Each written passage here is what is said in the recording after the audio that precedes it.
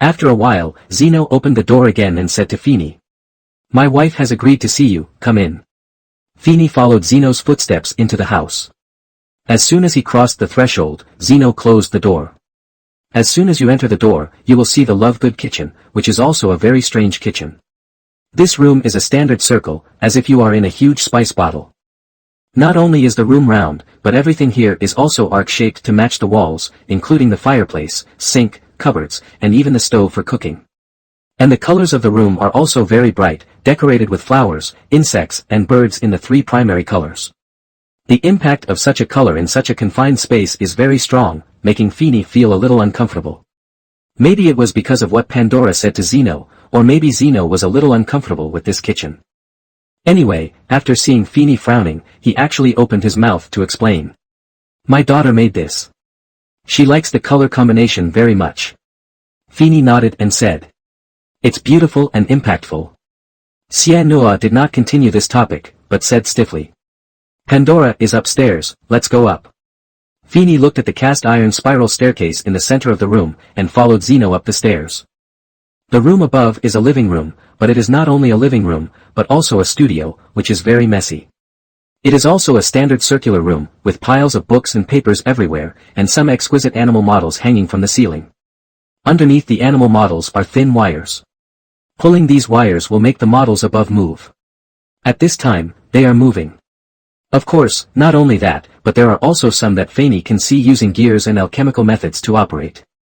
A 9-year-old little girl was sitting on the pile of papers sitting on the ground, looking at the animal models on it, smiling. Next to her is a woman with golden white hair, silver white eyes, somewhat hollow eyes, bulging eyes, pale complexion, and very light eyebrows. She is wearing a gray wizard robe and looks full of wisdom. This is the purpose of Feeney's trip, Pandora's Lovegood. She was sitting next to the little girl, writing something on the paper. Hearing Zeno and Feeney coming upstairs, he raised his head and looked at the two of them. Zeno, are you back? Is this Mr. Black? Feeney nodded, looked at Pandora and said. Hello, Miss Pandora Lovegood. I'm Phineas Black. Pandora nodded, looked at Sienua and said. Zeno, please take care of little Luna, and I will have a private chat with Mr. Black. Zeno frowned, but still picked up Luna and went upstairs. Okay, now it's just the two of us, so show me your ring. Pandora looked at Feeney and said. Feeney nodded, stretched out his right hand. Pandora also did the same thing, except that she used her left hand. Two almost identical rings appeared in front of the two of them. Because Ravenclaw's rings are all made by themselves, there will be some differences. Of course, they are all due to the production techniques and subtle differences in craftsmanship. It's true, then you are the latest heir. Why did you come to me? Shouldn't you go to your previous heir? He didn't come to me. He should be a very talented wizard. Pandora thought for a moment and asked. Feeney shook his head, looked at Pandora and said. Yes, Mrs. Lovegood, I am the latest heir. However, there has been no new heir since you. Therefore, according to the memory in the pensieve, I can come to you if I have any questions. There is such a clue in the memory in Ravenclaw's secret chamber, that is, if the heir has something that he does not understand or does not understand, he can go to the heir of the previous generation to learn from it. As the heir of Ravenclaw, he also has the obligation to be the mentor and guide for the next generation of heirs, and to pass on the precious knowledge left by Ravenclaw. This is in line with Ravenclaw's philosophy.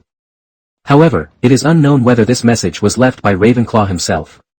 However, the walls full of names engraved in the secret room all clearly indicate that the heirs of Ravenclaw have been observing this message for thousands of years. Rules guide newcomers and teach younger generations. That's why Feeney came to find Pandora and learn the knowledge he needed. Pandora frowned and said. Although it is a bit incredible, it is common for Ravenclaw's secret chamber to not be discovered for more than 10 years. So, Mr. Black, do you have any doubts about me? Feeney said. Madam, just call me Feeney. I do have some doubts. I actually don't have much foundation in alchemy, so not all of the alchemy books left in the secret room can be understood. Pandora nodded and said. Just call me Pandora. Then, Feeney, can you tell me how you got this ring? If I remember correctly, apart from the drawing of the ring, there is no real entrance to the secret room. Ring. Feeney smiled and said. In fact, it's easy to do. Just find a superb alchemist and customize one according to the drawings. Hearing this, Pandora was stunned for a few seconds, then shook her head with a wry smile and said, I didn't think of this method at the beginning. I only found the alchemy laboratory in the room of requirement when I was in 2nd grade. However, my alchemy level at that time was completely insufficient to create this ring. With the help of the books in the laboratory, it was only when I was in 7th grade that I completed the ring, entered the secret room, accepted the inheritance, left the notes of the past 6 years, and left. Phineas scratched his head and said, I am also a trickster, so I don't know many basic things. Alchemy is not common in the British magic world, and basic books are almost impossible to buy. There are not many records of alchemy in the classics at home, so I have to follow what I remember. Way to find you. Pandora nodded and said. In that case, then you can stay with me for a while. I am restoring an ancient magic recently, so you can follow me. Phineas asked hesitantly. But, Pandora, my level of ancient magic writing is not very high, won't it delay your progress? Pandora shook his head and said. It's nothing. Ancient magic was recorded in magic script. Except for us heirs, there are few wizards with such high level of magic script in the magic world. You can help me after all. I can also do it in my spare time. Teach you alchemy. Phineas nodded. Then I'm sorry to bother you, I've been bothering you for a while. Pandora waved her hand and said. It's okay. Luna will also be happy to have a playmate by her side. Neither her father nor I have the personality to play with children. We are usually busy with our own things. Therefore, the child's personality is a bit weird now. Phineas nodded and said. Since I'm going to bother you for a while, I'll leave the housework at home to my house elves. They also have some experience in taking care of children. After all, they took care of me until I grew up. Pandora was stunned and asked. Where are your parents? Hearing Pandora's question, Phineas was also stunned for a moment. He really didn't expect that there are still wizards in the magic world who don't know about the Black family. However, when you think about Pandora's character and work content, you can understand it. Different from Sienna, as an editor, Sienna knew a lot about the magic world, while Pandora was an ancient magic researcher who followed a purely academic path and didn't know much about the magic world. Originally, Phineas and Zeno would talk to Pandora about things in the magical world, at least the things that happened 10 years ago. As a result, it now seems that Pandora does not know about the Black family's affairs. In other words, Zeno did not tell her these things, but created a closed research environment for her. Zeno's move also saved Phineas a lot of energy in disguise. Although, in Phineas' view, no matter what Black's situation was, Pandora, as the heir of Ravenclaw and a pure scholar, would accept him. But it would be nice to have less trouble. According to legend, the Big Four used magic words to cast spells in that era. You know this, right? On the first day that Phineas arrived at Lovegood's house, Pandora did not teach Phineas immediately. Instead, she helped him prepare a room and started chatting with him. Hearing Pandora's question, Phineas nodded. There is such a saying, and some people speculate that the reason why ancient magic is so powerful is because of the magic text. Pandora nodded. Indeed, but you and I both know that the existence of magic texts is older than the Big Four. However, during the period of the Big Four, the inheritance of magic texts was not completely cut off. Therefore, Ms. Ravenclaw, only then can we have such a complete inheritance. Phineas agreed with Pandora and said. Yes, so the inheritance left by Ms. Ravenclaw does not contain the basic content of magic text, because at her time, those basic things could be learned through other means. Speaking of this, Pandora had to say with emotion. It's a pity that Ms. Ravenclaw didn't expect that the inheritance of the ancient magic script would be quietly cut off over the course of thousands of years, leaving only a few words, so we have to work hard to restore the power of the ancient magic script. Phineas sighed and said. Especially in today's magic world, many wizards have learned ancient magic texts, but their level is usually only limited to understanding in simple application, as if ancient magic texts are an ordinary foreign language. But really there are very few wizards who regard ancient magic scripts as magical words and study how to use them. Pandora nodded and said. This is the content of alchemy. In short, alchemy is a method of killing substances and resurrecting them. In this process, ancient magic texts usually play a very good role, so, most of the wizards who can still understand the power and true meaning of ancient magic texts today have a foundation in alchemy. Of course, even they cannot cast spells with ancient magic texts. Dumbledore may have this ability. After all, he is our senior, and I also have some experience in this aspect, but my direction is also biased toward using rather than casting spells. On the other hand, my predecessor, Senior Sister Lily, has great experience in ancient magic spellcasting.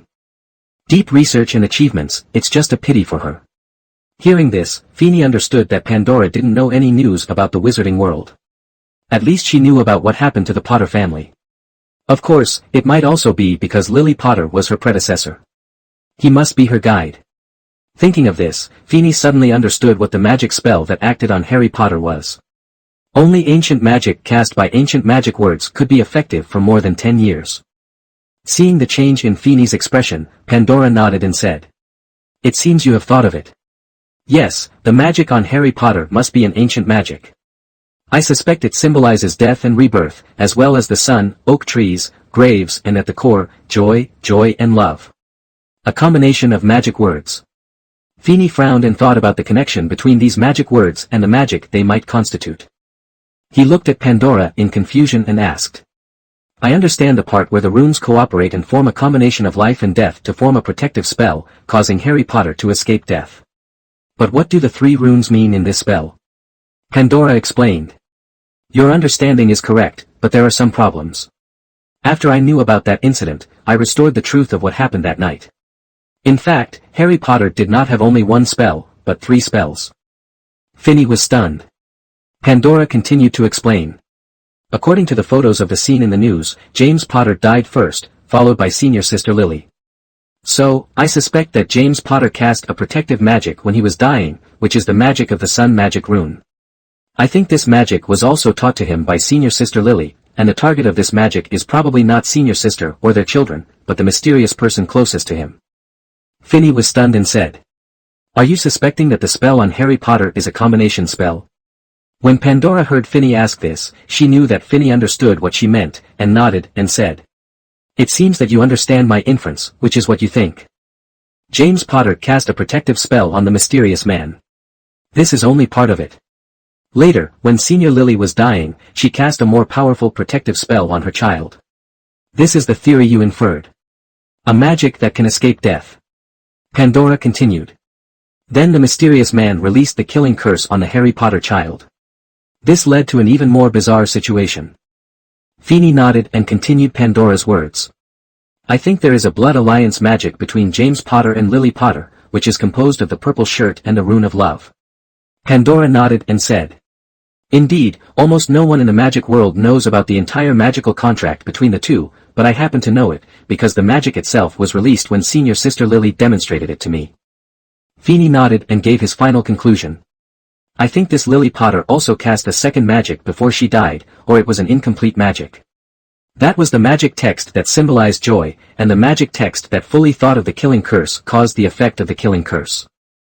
Greatly reduce it to prevent the failure of her and James Potter's preparations, right?"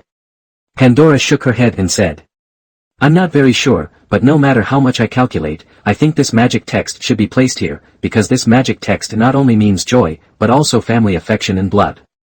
Only in this way can we explain why Harry Potter's the magic can last." Hearing this, Phineas instinctively felt that something was wrong, but couldn't say it. After thinking about it for a while, he couldn't figure out what he ignored, and continued to talk about Pandora's inference. So, at the moment when the mysterious man attacked Harry, the protective magic of Mr. Potter on him and the protective magic of Senior Lily on Harry were combined under the connection of the blood alliance magic between the two. Pandora nodded and said, "This is equivalent to Mr. Potter taking action against Senior Sister Lily. Of course, this is only a relationship between magic. Therefore, the killing curse will not be unable to be released, but will be affected. The magic on Harry will obviously it's stronger than the one on the mysterious man. Under the effect of the blood alliance, the curse will naturally be reflected, and at the same time, the protective magic on the mysterious man will be reflected on Harry." Phineas smacked his palms and said excitedly, "This resulted in an irreproducible combination of magic appearing on Harry. The outermost layer is the weaker protective magic of Mr. Potter, and the inner layer is the protective magic of Senior Sister Lily. At the same time, in the role of family affection and love next, tightly joined together. This will have a more wonderful effect. Even if the person who attacks Harry can break the first layer of protection, he will not be able to break the second layer of protection. And under the influence of the blood alliance, the second layer of magic will restore the first layer of protection. The first layer of magic, and the second layer of magic is replenished and restored by the action of family blood." Pandora nodded after hearing Phineas' inference and said, Yes, this is the most powerful part of this magic. As long as Harry stays with his relatives for a period of time every once in a while, the protective magic on him will never disappear. Feeney said with emotion. This is the most powerful part of ancient magic. Because the magic text itself can be permanently effective, the magic composed of the magic text will also be permanently effective. As long as the magic power can be replenished on time, then this magic will continue to operate. Come to think of it, that's what magic is like in Hogwarts. Pandora nodded and said. The same principle applies to alchemy. Killing a substance is equivalent to destroying the characteristics of the substance itself. When resurrecting the substance, some required characteristics will be given to the substance itself in the form of magic words. If it is also given to senior sister Lily, the protective magic can also automatically absorb magic power, so this alchemy product is a permanent product. Feeney asked with some confusion. However, I remember that none of the alchemy products on the market today are permanent products. Pandora smiled and said. Those are just low-level alchemical products. What I just said are high-level ones. And above that is the top level of alchemy. The substance that all alchemists hope to create and possess is the Philosopher's Stone. Feeney frowned and asked. You mean Nick Flamel's Philosopher's Stone? Pandora shook her head and said. Nick Flamel is indeed a powerful alchemist, and may be the top alchemist in the world. However, the magic stone in his hand is not the Philosopher's Stone. In the description of alchemy, the Philosopher's Stone, the stone is also called the fifth element, the omnipotent substance. Functionally, the Philosopher's Stone can not only refine the elixir of life and turn stone into gold, but can also replace any alchemical raw materials, as long as the most essential principles of alchemy are followed. Just wait for the exchange, and many people even think that the Philosopher's Stone may be able to break the principle of equivalent exchange. And Nick Flamel's magic stone can only create the elixir of life and the Midas touch. And there are rumors that Nick Flamel's elixir of life is imperfect and cannot really produce immortality. It can only produce immortality. It's to extend his life, which I agree with, because there are rumors that Nick Flamel is too old to handle the daily activities of normal life. After saying this, Pandora sighed and said to Feeney. I think you also know that I am not good at alchemy. Not only me, senior sister Lily, and senior sister's guide, these generations of successors are not good at this direction. What we are good at is using ancient magic. One uses magic and restores ancient magic, so I can't teach you much about alchemy. I can only tell you some basic things. However, at the same time, I will also teach you the ancient magic that I know. After saying this, she paused and looked at Feeney and said. I think you also know that Professor Dumbledore and the Nick Flamel we were talking about are both heirs of Ravenclaw, and both of them are very powerful in the field of alchemy, so you may be able to go learn from them. Feeney nodded to show that he understood. From the beginning, when he came to Pandora, he never thought of only learning alchemy. All applications of ancient magic texts were not available in the Hogwarts library. He could not extract them through the system and could only learn them by himself. However, fortunately, as long as you learn it, you can add it to the system panel, and then extract it through the system. Therefore, in essence, the purpose of Feeney coming to Pandora is to learn the basics of using ancient magic texts and light up the skills of the system panel. Just like Pando said, she is not good at alchemy. Therefore, when teaching Feeney, she mostly teaches Feeney the basics of alchemy through conversation, explaining the principles, etc. As for practice, we can only wait for Feeney to leave here and practice it on his own. Moreover, most of the time, Pandora's teachings to Feeney were about the connection and principles of ancient runes and ancient magic. Just like the magic Lily Potter cast on Harry Potter that they talked about before. Although Feeney's apparent purpose in coming here was not to make much progress in alchemy, he just made up for the already very weak foundation. However, Feeney has made great progress in ancient magic and the use and understanding of ancient magic texts. In addition to what he learned was beyond Feeney's expectations, the time spent was also beyond Feeney's expectations. He stayed at Lovegood's house for more than a month, and Pandora had finally taught Feeney all the basic knowledge he needed. You know, when Feeney came, there was only a little more than a month left in the vacation. The original plan was to come and study for about half a month, and then work with Dumbledore to take revenge on the vampires. Finico has never forgotten that he still has a mission to take revenge on the vampire clan. Moreover, he also has a mission approved by his ancestors, which is to improve the purity of his bloodline.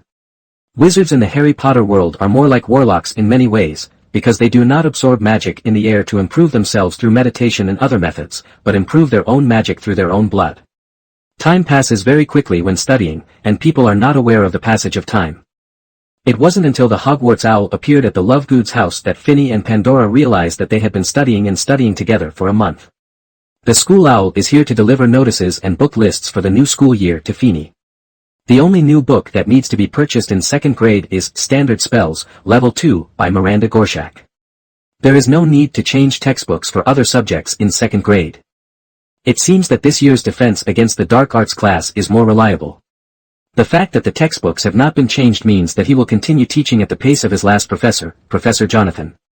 Pandora also saw the book list in Phineas's hand and said with emotion, "I think there was another book, Practical Defensive Magic and its Restraint Against Dark Magic, that year in my year. Oh, by the way, you can buy a copy of The Fifth Element, Exploration. If it is suitable for normal 2nd graders, it's too advanced for my little wizard, but it should be able to give you some inspiration." Phineas nodded and said that he understood. Obviously, this year's situation did not require him to go to Diagon Alley to buy books. When he was in school last year, he had already bought back Standard Spells 1 to 7, and also found the original unabridged version of Standard Spells, which recorded many things that cannot be found in this book today. Spells, some pranks, some jinxes, and some curses. When Miranda wrote this book, he did not intend it to be a Hogwarts textbook, but intended to include a dictionary of spells. However, it was precisely because the spells in his book were so complete that it was regarded as a Hogwarts textbooks have been cut down and graded. Seeing that the owl had delivered the book list, Phineas naturally could no longer stay at Lovegood's house. With only 1 week left before the start of school, Phineas had to do some things. For example, he had started preparing before Bloodline sublimation ceremony. "Senior Pandora, since school is about to start, I will take my leave." Under the rules of being a guide for Ravenclaw heirs, Phineas can call Pandora, who graduated from the same college many years before him, as his senior sister, just like Pandora calls Lily Potter her senior sister. Even though Pandora was actually the teacher who taught Phineas many things, for the heir of Ravenclaw, in ancient runes, his teacher was the same person, and it would only be that one person, that is the Ravenclaw lady herself.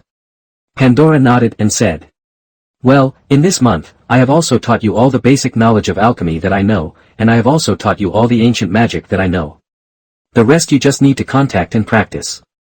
Pandora didn't feel much about Phineas's departure. After all, this was a fact that had been determined for a long time. But little Luna was a little reluctant to let go of her brother who was 3 years older than herself. "Brother Phineas, are you leaving?" The 9-year-old Luna was far less independent, smart, and ethereal than the later Luna in Phineas's memory. At this time, she was really like an elf, pure, noble, and full of that sacred and ethereal aura. Perhaps it was because she still had her mother around at this time, and did not need to become independent as she would later, to relieve some of the burden on her father who was busy with the non-mainstream magazine, The Quibbler. Because of this, little Luna was still a little naive at this time. Phineas bent down and looked at the little girl who was a head shorter than him and said with a smile, "In 2 years, you can come to Hogwarts, and you can see me then." Luna heard this and nodded with a smile. "Then it's agreed. In 2 years, I will go to Hogwarts to find you." Phineas shook his head with a smile, reached out and touched the top of Luna's head, and nodded goodbye to Pandora and Zeno in front of him. "Puff, take me back." Puff appears, takes Phineas's hand and leaves the Lovegood's house. Little Luna looked at the place where Phineas disappeared for a moment, then turned around and looked up at her mother. "Mom, brother Phineas disappeared." The circles under his eyes were still a little red, and he felt aggrieved and was about to cry. Looking at Luna who was about to cry, Pandora knelt down and said softly, "Brother Phineas just went to school. When Luna is old enough, she will also go. Just like Brother Phineas said, he will wait for you at Hogwarts." Luna sniffed the snot that was about to flow out, looked at her mother, and asked, "Really? Can I go to Hogwarts too?" Pandora smiled and said, "Of course, as my mother told you before, your father and I both graduated from Hogwarts." Little Luna nodded firmly. "I must go to Hogwarts in the future. Mom, can you teach me magic?" Pandora smiled softly and said, "Okay, I'll teach you magic. However, you need a wand to use magic. You can use your father's wand first." After saying that, the matter was settled regardless of whether Cien Noir objected. Phineas left Lovegood's house and returned to his old house at number 12 Grimmauld Place. As the old home of the Phineas branch and a direct descendant of the Black family, there is naturally an introduction and preparation process for the Bloodline sublimation ceremony. Through the introduction in the classics, Phineas confirmed that this ritual could not be completed by him alone. This ceremony takes up to a week to complete, which means that Feeny may not be able to return to Hogwarts on the first day of school. The entire ritual process is to continuously use magic potions to improve one's ability to tolerate magic and improve one's physical fitness. At the same time, while improving one's own condition, some of one's own tissues, such as hair, nails, blood, tears, etc., are used to make potions for blood sublimation rituals. After asking for leave from Dumbledore due to internal family reasons, he came to the ancestral home of the Black family. In fact, it is not accurate to say that it is the ancestral home. Because the earliest house of the Black family has long since disappeared, the place he came to now is just a retreat place for the elderly members of the Black family who are still alive. This place is located in a valley. It is a very gloomy old castle, or it can be said to be a manor. Because there is a large courtyard outside the castle. Starting from the entrance of the courtyard, there are statues. The statues all look like some old wizards. They are statues of wizards from the Black family who have entered the level of great wizards, or even the level of legendary wizards. In other words, there are statues of wizards living in this castle. The closer they are to the castle, the older the wizards are. In fact, the statue at the gate of the castle is Blake. Statue of the family's ancestor, founder of the Black family. There are a large number of house elves in the castle, and many of their elders have been in the family since the Black family appeared. Of course, there are also some young wizards here as servants and apprentices, most of whom were assigned here by the Presbyterian Council after Skull graduated. After all, great wizards are indeed not rare in the Presbyterian Council, but legendary wizards are. The Black family has a legendary wizard on the surface, but the Presbyterian Council is also very concerned about how many there are behind the scenes. Therefore, they will assign some young wizards to come here to explore the news and hope to cultivate 1 or 2 legendary wizards. Of course, the resources these young wizards need are provided by their respective families. Otherwise, if you come to study with me and ask me to provide you with resources for promotion, wouldn't it be too bullying? Even members of the Presbyterian Church will not come here easily, and young wizards are not allowed to come here. However, Feeny is an exception. House elves are creatures that can feel their blood. They can definitely tell which one is their master and which one is not. And Feeny is a direct descendant of the Black family. To put it simply, if the ancestors who lived in seclusion in the castle died, Feeny would be the owner of the castle.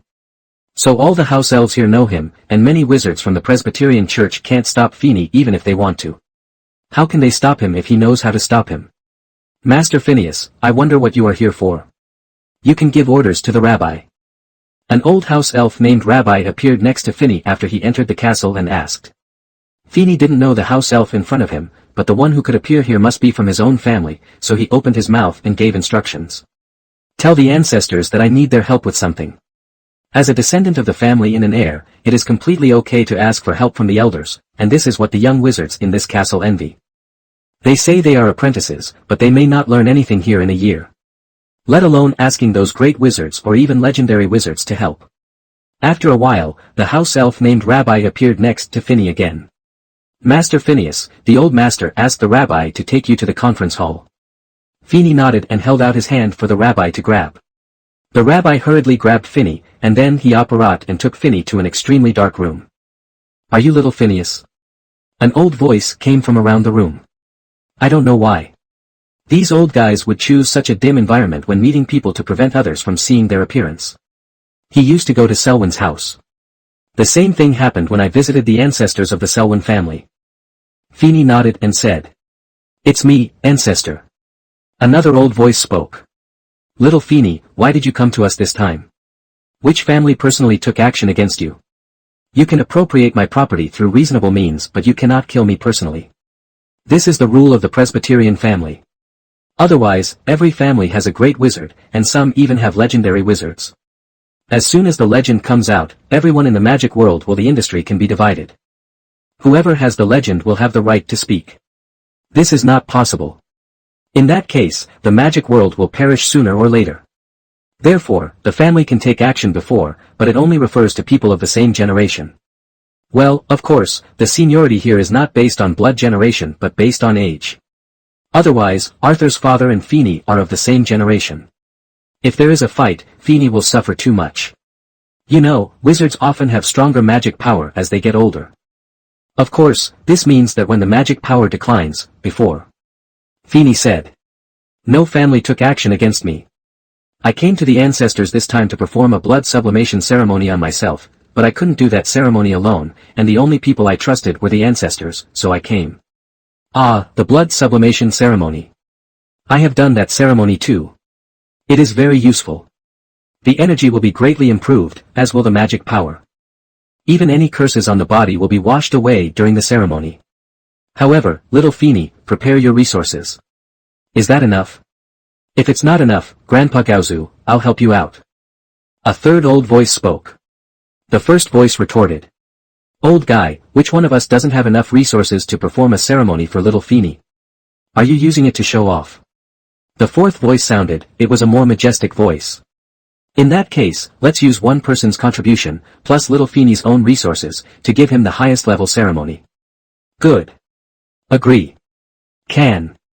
Voices sounded one after another, giving Feeny no chance to speak. The ceremony began soon after. The first was the preparation time, which took 4 to 7 days. Feeny's ancestors were preparing to perform the highest level ceremony for Feeny, and Feeny had also asked for leave, so they started leaving in 7 days. During these 7 days, Feeny needs to provide his ancestors with his own blood, nails, hair, saliva, tears and other tissues. At the same time, he takes Buffy's brain-refreshing potion and other potions to enhance his spirit or body. The cost of these 7 days alone is equivalent to the cost of the Weasley family for 2 years, and even much more. After the 7-day main and backup stage has passed, it will be another 7-day magic ceremony. In fact, this magic ceremony can also be completed in 3 days. However, since it is the highest standard, it is naturally limited to a maximum of 7 days. These 7 days are even more boring. For the whole 7 days, Feeny needs to drink potions and make potions. At the same time, there will be an ancestor chanting some spells beside him. After soaking the potion, the ancestor would use another potion, mix it with certain materials, and write some magic words on his body. Among them were the runes that Feeny was familiar with, and the vampire magic words he had seen before. Text, and some words that he had never seen in the Ravenclaw heritage. In fact, we don't understand what these words mean. However, the Bloodline sublimation ceremony has been like this since its emergence. For simpler ones, just use runes. For more advanced ones, use 2 words. However, yours is the highest level, the most types of text are used. If it's just like this, it doesn't matter. Because the magic words must always be maintained on the body, Feeny cannot take a bath. This causes the medicine residue left on the body when soaking the magic medicine to slowly solidify, forming a hard shell on the body.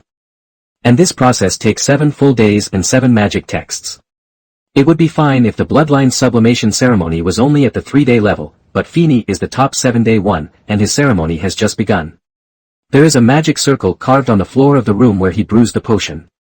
Every day after brewing the potion, while writing the magic spell, the ancestor will release some of his blood. After 7 days, the magic circle on the floor of this room will be filled with his blood. Then the ancestor handed him a small bottle of bright red potion and asked him to drink it. It was a taste that Feeny had never tasted before. It was all kinds of strange, sour, sweet, bitter, and spicy. Not only that, it also had an indescribable fishy smell. For Feeny, a potion with such a taste was completely forced to drink. However, the effect is also very obvious. The first moment after drinking the potion, Feeny can feel the increase in his magic power, mental strength, and even vaguely feel that his lifespan is also increasing. Afterwards, as several ancestors chanted spells and cast spells at the same time, the magic circle in the room was also activated. Then Feeny passed out. He didn't know what happened after that. He just knew that after he woke up, his ancestor told him that the ceremony was over and he could clean his body. He smelled bad odor. The ancestors' words left Feeny speechless. They were the ones who obviously didn't let him take a bath, but now they were the ones mocking the bad smell on his body. The results of the blood sublimation ceremony are naturally good. Judging from the system interface, Feeny's magic value has directly increased from 350, which is far higher than that of young wizards of the same age, to the average of 500 for adult wizards under normal circumstances. The health value has also changed from 300 to the current 4000. Although it only increased by 1000 points, don't forget that the health value of ordinary humans is only 2000. The originally unchanged exploration attribute has also changed from 0% to 30% today. This is not the proportion of exploration, but refers to Feeny's own ability to perceive the surrounding situation. To put it simply, Feeny needed to turn on the magic perspective attached to Jonathan's echo before to see the traces of magic. Now he does not need to turn on the echo effect. He can detect some traces of magic just by relying on his own exploration attribute. However, some traces of magic are ancient. Or the traces of magic power are so shallow that he cannot detect them. Moreover, an item called Bloodline appeared on the original attribute panel, with a value of 50%. Through the feedback given by the system, Feeny knew that the appearance of this option meant the concentration of his own magical blood. In other words, Feeny could now say that he was a hybrid of some kind of magical animal. You know, although pureblood wizards in the magical world look down on mixed blood wizards, especially those with magical animals. However, the hybrid wizards of Fantastic Beasts all have their own strengths. The more famous one is the Charms Professor at Hogwarts. Professor Flitwick has goblin blood, and he is also super powerful in spells. Hagrid is a giant hybrid, so he has strong resistance to any magic spell, and has blood suppression against many weak magical animals. There is also the famous Delacour family in France. They have a Vila hybrid. The Vila hybrid obviously has Vila's magical talent and seduction talent, and the Vila's talent for transformation has also been inherited. Inside. Although it is still unclear which magical animal Feeny's ancestral bloodline comes from, some magical talents and passive skills such as resistance are obviously slowly appearing. At least when Finny used the battle magic at this time, there was no stagnation at all. Instead, it was extremely smooth, even far better than when he used battle magic before. And the effect of the Cruciatus curse on him is not as obvious as before. Don't ask how he knew about this. Those ancestors were really cruel. They almost used the killing curse. Not only has the combat spell improved, but Finny has also become more adept at controlling his own magic power. Before, Finny often used spells directly and could not control the power of the spells. Now he can do it. You know, many adults need a long time to practice to do this. For example, now as long as he wants, he can control whether the killing curse takes the enemy's life or makes the enemy unconscious. The killing curse requires strong magic to take effect, otherwise it will only make people bleed from the nose or faint. Finny can now directly cut off the supply of magic power or reduce the size of the magic supply to do this. Of course, if Finny's wand can withstand it, like Slytherin's wand, it can cast magic far beyond the spell itself, and he can take the enemy's life with just the stunning curse. However, to reach that point, you need a wand that is not restricted by magic power, just like Slytherin's wand. Name, Phineas Walburga Black Junior College, None. Enrollment date, September 1st, 1989. HP, 3000, Normal Human, 2000. Magic points, 500, Young Wizards of the same age, 100, Adults, 500. Luck. Exploration Attribute, 30%. Bloodline, 50%. Echo, Jonathan, Purple 450/15. Slytherin's wand is made of snake wood and has a core made of basilisk horn. Snake wood is a very precious tree. It has many uses, including potions, alchemy, and making wands.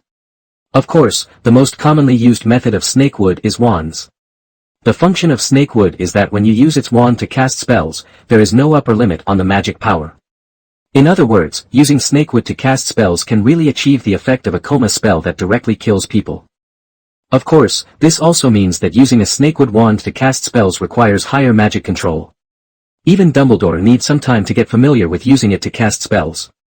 You know, although the Elder Wand also has no spellcasting restrictions, it will help wizards control magic power, while snakewood has no independent consciousness at all.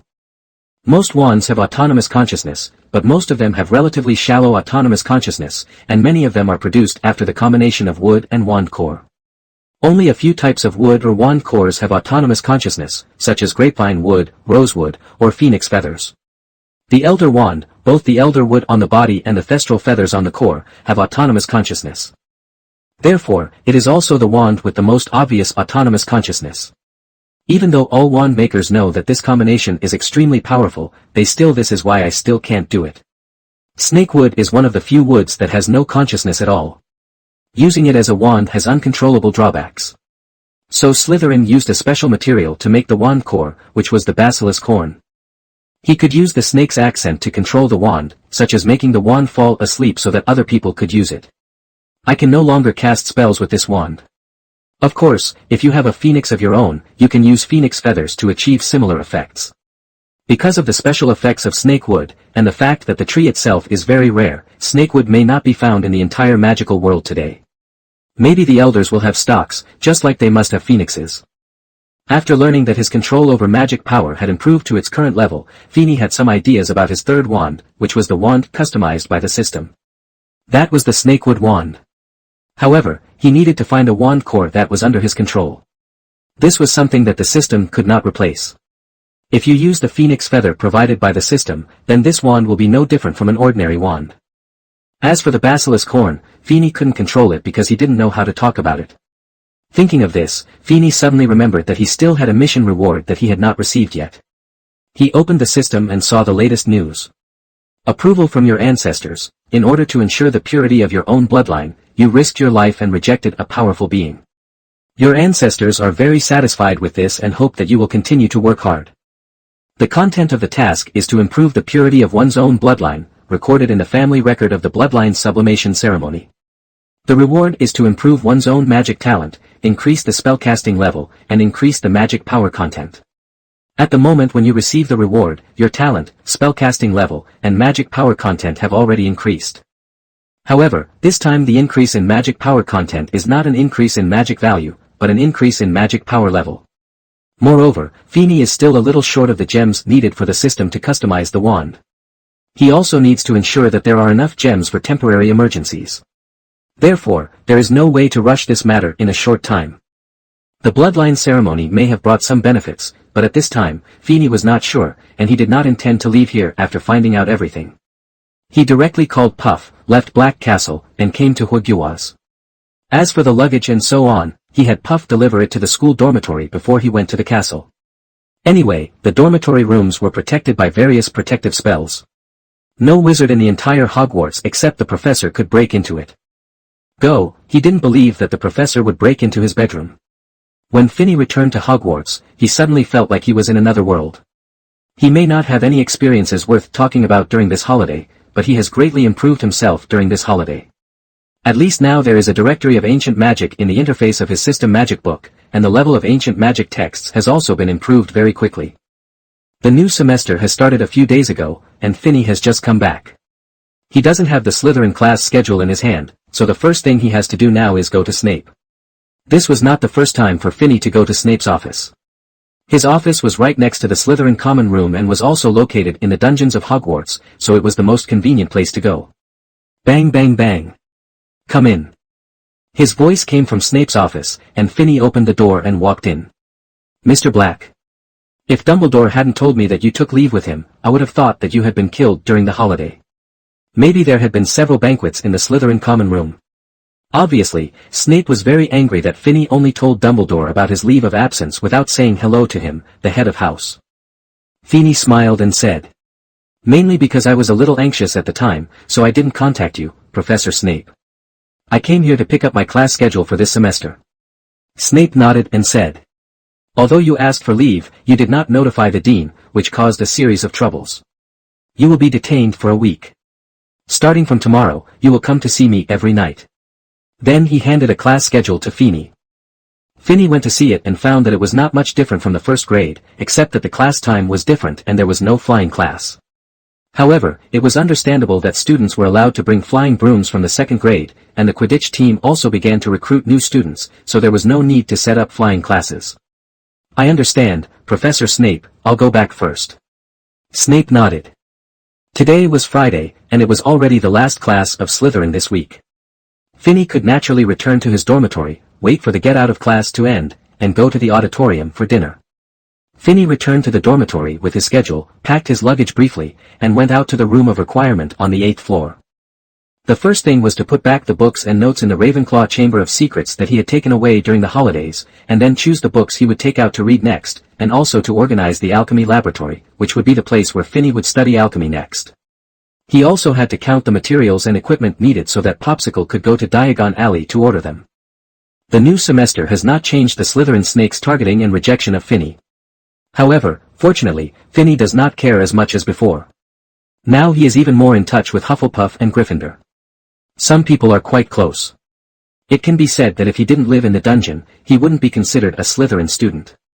Even in class, he chose people from these two houses, such as the Weasley brothers, or Cedric, the little badger. Because of this, Finney was known as the traitor of Slytherin and the disgrace of pure blood among the Slytherin snakes. Originally, Finney didn't take this matter to heart. After all, his reputation in Slytherin was not good from the beginning, until a dinner not long after he returned to school. Marcus Flint, who had become Quidditch captain in his 5th year, blatantly caused trouble for Finney in the Great Hall.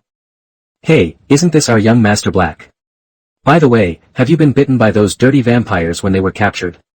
Or are you saying that they can't stand your smell and can't take it out of their mouths?" Marcus' voice was so loud that almost half of the auditorium could hear it, and he could hear it very clearly. What he said was also very sharp. If Finney was bitten, other pureblood families would have an excuse to doubt whether Finney had been transformed, and thus launch an attack. If you say you haven't been bitten, you are admitting that Finney's bloodline is something that vampires are not willing to drink. This is undoubtedly the biggest slander for pure blood. Even if they know that their bloodline is not pure, they still have to tell others. Claiming that they have been purebloods since so many years ago. Just like the Malfoy family, even though their blood has long been mixed with Muggle blood, they still call themselves pure blood rather than mixed blood. Finney actually didn't feel very angry when he heard this. Perhaps it was because he didn't pay much attention to pure blood from the beginning. Moreover, after the blood sublimation ceremony, his blood was even better than that in the magic world today. Most people want to be pure. Well, for wizards, the purer the bloodline, the closer they are to magical animal hybrids. This is a very interesting thing. Wizards look down on magical animal hybrids, but they cannot deny the existence of magical animals in their blood. After all, Finney didn't react much after hearing Marcus' words. Instead, he calmly ate the food in front of him, although the British food was indeed a bit unpalatable. What? Are you afraid? Or are you admitting that your bloodline is impure? They say you are the heir to the Black family. Orion Black died so young, who knows if you are his child. This sentence is different from the previous words. It is already doubting Finney's identity and trying to insult the purity of the Black family. After hearing this, Finney naturally couldn't sit here and ignore Marcus, even though he knew very well that this matter was definitely not something that the guy in front of him who looked like a troll and would repeat the grade in the future could pass. It's imaginable enough, although it's still very brainless. There must be someone else behind this, and the main purpose must be to take action against Marcus here. Although he is not sure of the other party's ultimate purpose, Finney also knows that it is very disadvantageous for him to pay attention to Marcus at this time. However, this has risen to the level of insulting the family. If he does not react and deal with it, it will give other families in the wizarding world the impression that the Black family has become lonely, and it will even spread to the ears of the Presbyterian Church. In order to ensure their rule over the magical world, the Council of Elders may temporarily relax their restrictions on the struggle between pureblood families and allow them to directly take action to ensure the interests of the magical world. This is definitely not what Finney wants. It can be said that this time the other party clearly told Finney that I want to frame you, but you have to fall for it yourself. Marcus's words not only attracted Finney's attention, but also attracted the attention of most students because of his troll-like voice. If George and Friend hadn't been pulled by Jordan, they might have rushed over and attacked Marcus. Not only the students, but also the professor's attention was attracted here. Even Professor McGonagall and the others had already walked over here, preparing to deal with this matter. Most of the little wizard's attention was still on Finney, waiting for his next reaction. Some people didn't understand the impact of Marcus' words, and they were informed of the situation by pure-blood wizards or mixed-blood wizards around them. At this time, Finney paused for a moment after hearing Marcus's words, and his face became ugly. He immediately thought about the stakes involved, but, as he said before that way, he had to react. After his face turned ugly, he frowned, then sent it away. He calmly put the last bite of pie on the plate in front of him into his mouth, and then drank down the orange juice in front of him. He stood up and looked at Marcus, his face was ashen, and he asked in a gloomy tone. "Marcus Flint, a member of the Flint family, but you go to Hogwarts, not a direct descendant, right? Can you really take responsibility for what you just said? You know, just by relying on what you just said, I can declare war against the Flint family, then, do you want war?" Although Finney's tone was extremely gloomy, it was very light, as if he was recounting a trivial matter. When Marcus heard Finney's words, his expression suddenly became panicked. You know, family war is not a trivial matter, especially the matter of choosing Zhang from the Black family, and one of his collateral descendants, even more so he couldn't make this decision anymore. If the two families formally declared war because of his words, then even if their family won in the end, there would only be one ending for him. However, at this time, Marcus thought of the person who asked him to come over to provoke Phineas, and what he said. Don't worry, Phineas Black is a bluff. He will never declare war on the Flint family. He doesn't have the courage. Thinking of this, Marcus' originally flustered expression suddenly calmed down. He looked at Phineas arrogantly and said with a sneer. Then I provoked, what? If you want to start a war, then just start a war. When Marcus said this, Professor McGonagall and the others also rushed around. When they heard Marcus' words, their faces suddenly turned livid. If Marcus just said what he said just now, he could be called a child and not sensible, plus some compensation. Now his words are a provocation and contempt for the Black family. In the same way, they can also be regarded as a declaration of war. When Phineas heard this, his eyes changed. He looked around, stayed on the professors' faces for a moment, and raised the corners of his mouth slightly. It seemed to be telling the professors that I am not to blame for this matter. If the Tay family disappears from now on, it will have nothing to do with him. After seeing Phineas' face and the smile on his lips, Snape and Professor McGonagall's hearts trembled. The secret passage was broken, so I opened my mouth, but it was still too late. I saw Phineas nodding lightly.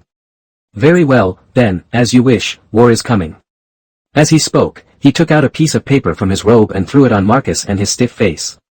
When the paper fell to the ground, a line of text appeared on it, which could only be the Black family's declaration of war on the Fleet family. Books, and the kind that never stops. As for the provocative Marcus, he was so frightened by Phineas' words of, as you wish, war is coming, that he became motionless and sluggish. If someone was a natural legitimacy at this time, he would be able to hear the angry roar in his heart towards the person who asked him to come over to provoke Phineas. Didn't he say that he didn't dare? As Phineas threw the piece of paper, even Teacher McGonagall and other professors could no longer interfere with this matter. Even now, Phineas would not be affected by magic if he killed Marcus in the auditorium. They are not allowed to be punished, because what they have is not a fight or a conflict, but a war. The war means that the two sides will not stop unless one side disappears completely. Of course, if there is a powerful being, it is still possible to intervene forcibly, but at that time, the family that prefers the war to stop will have to pay a huge price. Phineas calmly took his cane and left the auditorium, while the little Slytherin wizards sat stiffly in place, because they were all pure blood, and even if they were not pure blood, they were descendants of pure blood wizards. They knew very well what just happened. That would be something that could change the entire magical world. You know, except for the wars hundreds of years ago that caused several Presbyterian families to become ordinary families today, there have never been family wars again. Just now, they witnessed the beginning of a family war. No one doubted whether Phineas had the right to make the decision to start a war. Even if they were unwilling to admit it, the little wizards of Slytherin all realized one thing. What they have always ignored is that Phineas is indeed a young wizard of the same age as them, but like their fathers, he controls the existence of the entire family. Phineas had never formally responded to their criticism before. It was not because of cowardice, but because he was disdainful to conflict with little wizards like them who knew nothing. No, once forced, the problem will be solved directly at the family level. At this time, no one in the entire auditorium noticed that the defense against the dark arts professor named Sikaski Ritchie was still sitting in his seat at the front of the auditorium, watching what was happening at the Slytherin table, with a smile on his face. Smile meaningfully. As for Marcus, who had gone from being sluggish to panic, no one cared anymore. No matter what the outcome of the family war was, he would become the sinner of the family. Marcus, who stood blankly in the auditorium for a while, realized that he could not do nothing. Phineas was the head of the Black family and the only one in charge. The moment he announced the war, the Black family would take action. However, the Flint family didn't even know about the war. If this continues, they will suffer a big loss. Now, Marcus must inform the family as soon as possible even if he knows he will be punished. Therefore, he hurriedly ran out of the auditorium.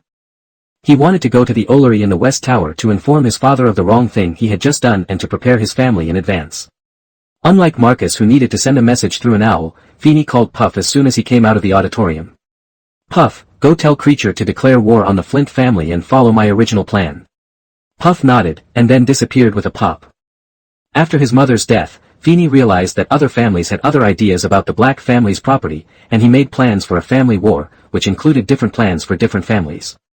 Although the Flint family was not particularly powerful, the family that used to be attached to Black, was still guarded by Phineas, and made corresponding plans. Phineas has been updating the plans for dealing with different families over the years. However, in the first few years, because of the mysterious man, many pureblood families were selling their properties in exchange for cash to please the Ministry of Magic. Except for changes in the industry and strength of each family, there has been almost no change over the years. After Puff told Creature what Finny had said, a large number of house elves left Grimauld's house number 12 and traveled to various parts of the world. Not long after the house elves left, the Black family's properties around the world, whether they were logistics operations like breeding farms, or stores, or companies, began to collect funds and make announcements about temporary openings. For a moment, the entire magical world became aware of the storm beneath a hint of calm. The wizarding world is about to change. Sure enough, as many pureblood families thought, the funds gathered from the Black family's industry immediately impacted the market of the British Ministry of Magic, and even caused the British wizarding market to stagnate for a short period of time. Many pureblood families heard about the war between the Black and Flint families from their descendants at Hogwarts, but they didn't take it seriously. Although they didn't invade the Black family's industry on a large scale over the years, they also took advantage of it. The Black family and the current heir Phineas Black were really not taken seriously by them. However, when the war really broke out, and the Flint family's industry was severely impacted, and they had to try to sell some of the industries that could not directly participate in the war to seek financial supplements.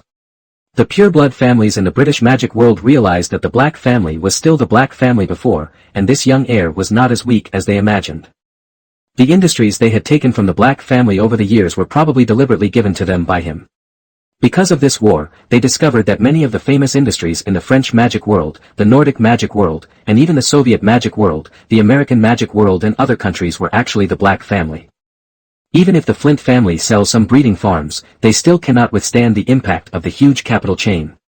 Feeney has a rich enough family background that he can use to fight the Flint family. Most of the industry's funds are concentrated in the Flint family's main industry. The price war and business war made the Flint family know that this was a lose-lose matter, but they had to proceed as Feeney planned. For example, they sell their family's herbal farm, and the buyer of this farm is also part of the Black family, but it's just a white glove from Feeney. This is just the first step of Feeney's plan to attack local families' industries through large amounts of funds and industrial chains, forcing them to sell their industries in exchange for funds. However, in the final analysis, doing so is just drinking poison to quench thirst. Having lost a large amount of industry, they may have the upper hand in the commercial war, but they have lost the ability to continue fighting in the future. Not to mention, this is just part of Feeney's plan. After determining that the Flint family could not continue selling and that it was an industry worthy of the Black family's attention, Creature started the second step according to Feeney's plan. The pureblood families in the wizarding world also suddenly discovered that after the Flint family sold their family's only herbal farm, the shops and businesses where the Black family and the Flint family were fighting a commercial war were suspended, and Flint was directly asked to the Tay family has just lost its use in exchange for funds. When the Flint family turned around and wanted to buy the herbal round back, they found that the other party refused to sell it no matter what. This made the people in charge of the Flint family start to panic. At the same time, other pureblood families also realized that something was wrong, and they had some vague speculations in their hearts, but they could not confirm it. However, judging from the current situation, the Black family has already lost this war and is waiting for the Presbyterian Council to come forward to end the war and cede territory and pay compensation. Thinking of this, the people in power of the Flint family are actually interested in the herb circle. Losing doesn't matter so much anymore. But no one noticed that in a forest outside the Flint family manor, an army was gathering. The leader was Puff beside Finny, and behind her were a group of house elves wearing leather armor similar to hers, with daggers and magic props on them. There were a lot of them, there were definitely more than 20. This was the house elf fighting force that Finny had been preparing for since his mother's death. However, it wasn't just the house elves that were wrong in the composition of this force. There are also a group of adult wizards with pale faces and thin bodies. Their clothes are different from those of house elves. There are all kinds of clothes, but generally they are not very good. If there are powerful wizards standing here, they will find that the identities of these adult wizards are not just wizards, they are all werewolf wizards. You know, werewolf wizards also have a very bad reputation in the magical world, even lower than vampires. Even though Damocles Belby, a famous potion expert in this world in the 1970s, invented a method that can suppress werewolves from turning on the full moon. The transformed wolfsbane potion still did not improve the situation of the werewolves, but made their lives more difficult, because the wolfsbane potion was expensive and difficult to brew, and only a few people could make it. Not to mention the contagiousness of the werewolf itself. Even the bites and scratches caused by the werewolf in human form have a certain probability of killing the victim. Even if the victim does not die, some werewolf characteristics will appear on the body. Bloodthirsty and madness is almost certainly. Therefore, even pureblood families will not entertain the idea of hiring werewolf wizards. At this time, there are a large number of werewolf wizards in the Black family's troops. If others see it, many people will be surprised. Puff took out a pocket watch from his leather armor, checked the time, then turned to the werewolf wizards behind him and said, "The master's order is that none of the direct descendants of the Flint family will be left alive. You can do with the collateral descendants as you wish. The gold galleons and treasures inside will also belong to you. However, you cannot touch our target." Then he looked at the team of house elves on the other side and said, "As for our character, Hua, who is going to bring back all the magic items and books in this manner, and it's clear, let's do it." As Puff said, "Let's do it," the wizards in the woods disappeared one after another. The house elves were also doing the same thing, operating into the manor. After solving some of the wizards who discovered them, they moved a large number of books. Magic items. And those werewolf wizards came to the gate of the manor, fearlessly thinking that the manor would be able to stop the attack. Because they have always been at the bottom of society and have some difficulties in life, most werewolf wizards are dark wizards, the kind who hang out in the black market all year round. Murder and arson are their special skills. When Phineas realized that the Black family needed its own troops, he deliberately contacted the werewolf wizards and provided them with the necessary wolfsbane potion without restricting their freedom. The condition is that when necessary, he will fight for Phineas, and Phineas will not take any of the money and treasure gained from the battle. Of course, an agreement needs to be signed. When facing Phineas, they cannot be enemies with him. In other words, it will not matter if other families hire werewolf wizards after this time, because they will never be able to defeat Phineas. Ni takes action, this is the effect of the magic contract. However, Phineas did not accept all werewolves. At least, he did not contact Fenrir Greyback and his werewolves who stood firmly on the side of the mysterious man. Of course, even if he contacted them, he would not believe that they would accept his leadership. Because the werewolf wizards have been engaged in the dark industry for many years, they are very familiar with fighting. They quickly defeated the wizards of the Flint family guarding the manor and rushed into the manor. They did not forget Phineas' mission. As long as they were the direct descendants of Flint's family, they would be brutally killed by them. As for the collateral branches, most of them would make up a few more blows after knocking them down. Even if they did not take their lives, they would make them lose the ability to continue fighting. As for those wizards who tried to fight them in close combat, they could only accept the unfortunate ending of death. In the war, there would be no time and personnel to send them to the hospital to treat the injuries caused by werewolf bites. Silver powder and distilled water mixed can heal the wounds caused by werewolves to a certain extent. However, the distilled water here is worth plants rather than essences. Almost all the essences are sold on the market now. The Flint family originally had a large reserve of fresh vegetables, but in the previous business war, they were all sold along with the herbal garden.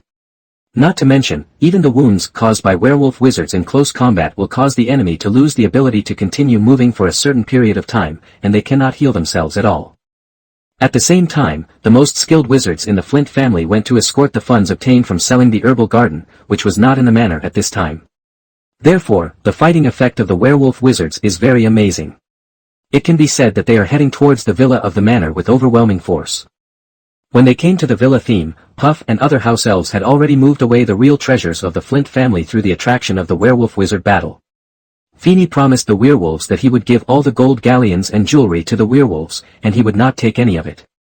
However, the werewolves forgot that in order to win against the Black family, almost all the gold galleons of the Flint family were sent to the industrial store.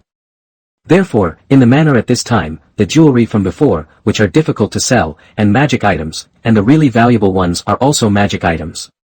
However, Phineas' request is that the magic items and books belong to him. Therefore, the werewolf wizard may make money from this trip, but it will definitely not be much. In comparison, Phineas is different. Others can make a big profit while they are far away in Hogwarts. The werewolf wizard can make a small profit, but he will never lose. The attack on the Flint family's base camp was only the second step of the plan, and the last step was also underway smoothly under the control and command of Creature. Puff and the others are very fast, especially with the help of the box blessed by the Traceless Stretch spell. When the Flint family was attacked by a werewolf wizard and realized that this was an attempt by the Black family to lure the tiger away from the mountain, they would definitely send out a signal for help. The combat troops with a large number of gold galleons will also return to the guard base camp after receiving the signal. This is Puff's second plan. Of course, intercepting them halfway was not really about killing these people, but just using the more powerful and convenient magic of the house elves to quickly subdue them and then take away all the gold galleons. House elves are capable of taking away a wizard's wand with a snap of their fingers. However, as mentioned before, no wizard family values the fighting talent of house elves. And Phineas attaches great importance to this, so when his puff team appears, the gains they get are unimaginable. Just like this time, in just a few days, I got a herbal garden out of thin air. The funds to purchase the herbal garden were regained through the battle of the puff team. There may be some defects, but after the family war is completely won, the gains can definitely make up for it. One day later, what happened to the Flint family spread throughout the magical world. Looking at the Black family industry, which had restarted the business war, and the Flint family industry, which had become irresistible. Thinking of the attack on the family manor in Flint's base camp and the escort team, all the leaders of the Pureblood families took a breath. Phineas' plan is not profound, nor is it difficult to understand. As long as a few clues are given, many people can figure it out. But this refers to after the incident. Before everything happened, almost no one thought that the Black family's original purpose was not a business war against the Flint family. When the Flint family took over the herbal garden, some people thought that was the purpose of the Black family. It turned out to be just a side benefit of diverting the tiger away from the mountain to create an opportunity to attack the manor. And when everyone thought that was the case, the Black family took the money back, directly ruining the last resort of the Flint family. However, the Flint family is not helpless. They can also sell the manor and sell off their fixed assets. However, in the British wizarding world, fixed assets, especially manors and houses, are far less valuable than properties, and will definitely be much lower than their purchase price or establishment price. The Flint family does not have an ancestral castle, nor does it have an inherited title, otherwise these would be worth some money, but it is a pity. Now, everyone knows that the defeat of the Flint family at this time is certain. It just depends on when they choose to surrender and whether the Black family accepts it. If they don't accept it, does the Flint family still have the value of asking the Presbyterian Council to intervene, and what is the final compensation they have to pay? Many pureblood families are also very lucky. Fortunately, the Flint family was the first to take action, allowing them to see clearly some of the Black family's trump cards. As for whether Phineas still has any cards in his hand, if it were before, they would definitely say no, but now, even the pureblood wizards can't say such a thing. Looks like we need to change some of our attitudes toward Blake. Herbert Bach said to himself in front of the flames in the fireplace in a very dark basement. He raised his head and looked at a hunched man in front of him and said, "Caractacus, tell our allies not to take action against the Black family during this period. The Council of Elders will soon intervene in this matter. Also, tell some reliable allies that their juniors are thinking about it in school. We need to find out if Black has any other tricks or trump cards, otherwise we won't be able to take action against him." The hunchbacked man named Caractacus nodded and said, "Master, I understand, I will inform them now." "Well, you go ahead." In Malfoy Manor. Lucius turned his gaze from the letter in his hand to Narcissa beside him and asked, "Narcissa, do you know anything about your youngest brother, Phineas Black?" Narcissa shook her head and said, "I don't know at all. I only met him once on his first birthday. The mysterious man was also there at the time. You said that the mysterious man valued him, so he didn't let me get in touch with him. After that, the mysterious man fell. We naturally had no time to take care of ourselves. There is no contact with him anymore. What's wrong?" Lucius sighed and said, "We have all underestimated this person. Even if he is just a child, he will definitely not be as clever as they say and can't stand the family fortune." Narcissa asked doubtfully, "But didn't you think so before? You said that he had offended all pureblood families by reporting so many Death Eaters." Lucius nodded and said, "I think so now, even if he did get help from the Ministry of Magic at that time, borrowing the power of the Ministry of Magic, the Wisendamat and Dumbledore, so that the pureblood families had no time to covet the Black family's property, and he also let him have time and space to integrate your own industry." Narcissa was very confused when she heard Lucius's words and asked, "Isn't this ordinary?" Lucius sighed and said, "However, we all thought that was all he had. In addition, he has been selling some properties in the UK over the years, which further deepened his inability to fully control the Black family's assets and despised him even more. As a result, he gave us all a loud slap in the face. Selling domestic industries is just to have enough funds to acquire industries in the world and transfer assets. We have reflected now, but it is too late. Today's Black family, it's not something that other families can covet. Listening to Lucius's emotional words, Narcissa didn't know why, but she felt like laughing, and she even felt a faint sense of pride in her heart. Lucius shook his head and stopped thinking about these things. Instead, he was a little happy. Before the mysterious man fell, Lucius, who was the right-hand man of the mysterious man, was naturally targeted by many people. In addition, because Igor Karkaroff reported him, it took a lot of experience and assets to escape Azkaban. One line. This also led to the fact that even though he had some ideas for the Black family, he had no chance to implement them.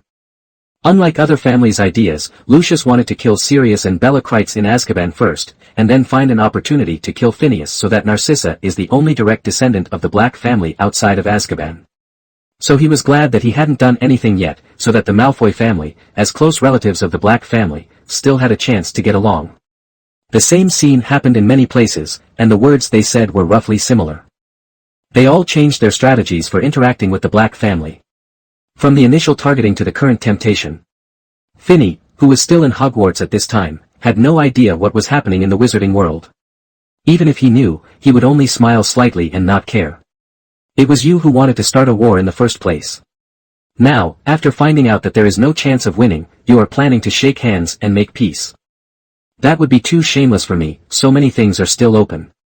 Have to wait and see.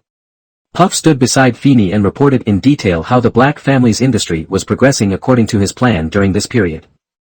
Finney nodded, and just as he was about to say something, Snape came to his dormitory. Finney frowned and looked at Snape, who opened the door to his room and said, "Professor Snape, even if you are the head of Slytherin, you have to knock on the door when entering my dormitory. It is not what a gentleman should do when he opens the door directly." Snape did not speak immediately, but glanced at the Puff next to Finney, and then wanted to say something. But was interrupted by Feeney. "Puff, you go back first, just follow the plan." Finney gave instructions. After Puff left, he looked at Snape. "So, Professor, what do you want to see me for?" Snape looked at Puff leaving and understood that this was how Finney contacted the Black family to arrange various plans. He couldn't help but sigh in his heart. Even as a former Death Eater, he did not want family wars to occur in the magical world. Family war means turmoil, which means that the magic world will lose balance and tranquility. Therefore, after Finney declared war on Marcus, the professors tried to control the owls and other external communication methods in Hogwarts, hoping to prevent the war from happening. The news was withheld to prevent the outbreak of war, but unexpectedly, the war still started, and the Flint family fell one step behind, and was beaten to the present state by the Black family. Now, Snape finally knew the reason, but still had no way to stop it. He could only sigh and said why he came to find Finney. "Dumbledore is looking for you. Go to his principal's office. It's on the 8th floor of the castle. There's a gargoyle at the door. The password is BB Sugar." After hearing this, Finney's brows that had smoothed out wrinkled again. He was very confused as to why Dumbledore was looking for him at this time. He had never taken the initiative to look for him since he entered school. The last time he was kidnapped, Finney didn't believe that Dumbledore didn't know about his situation at school, but he still didn't intervene.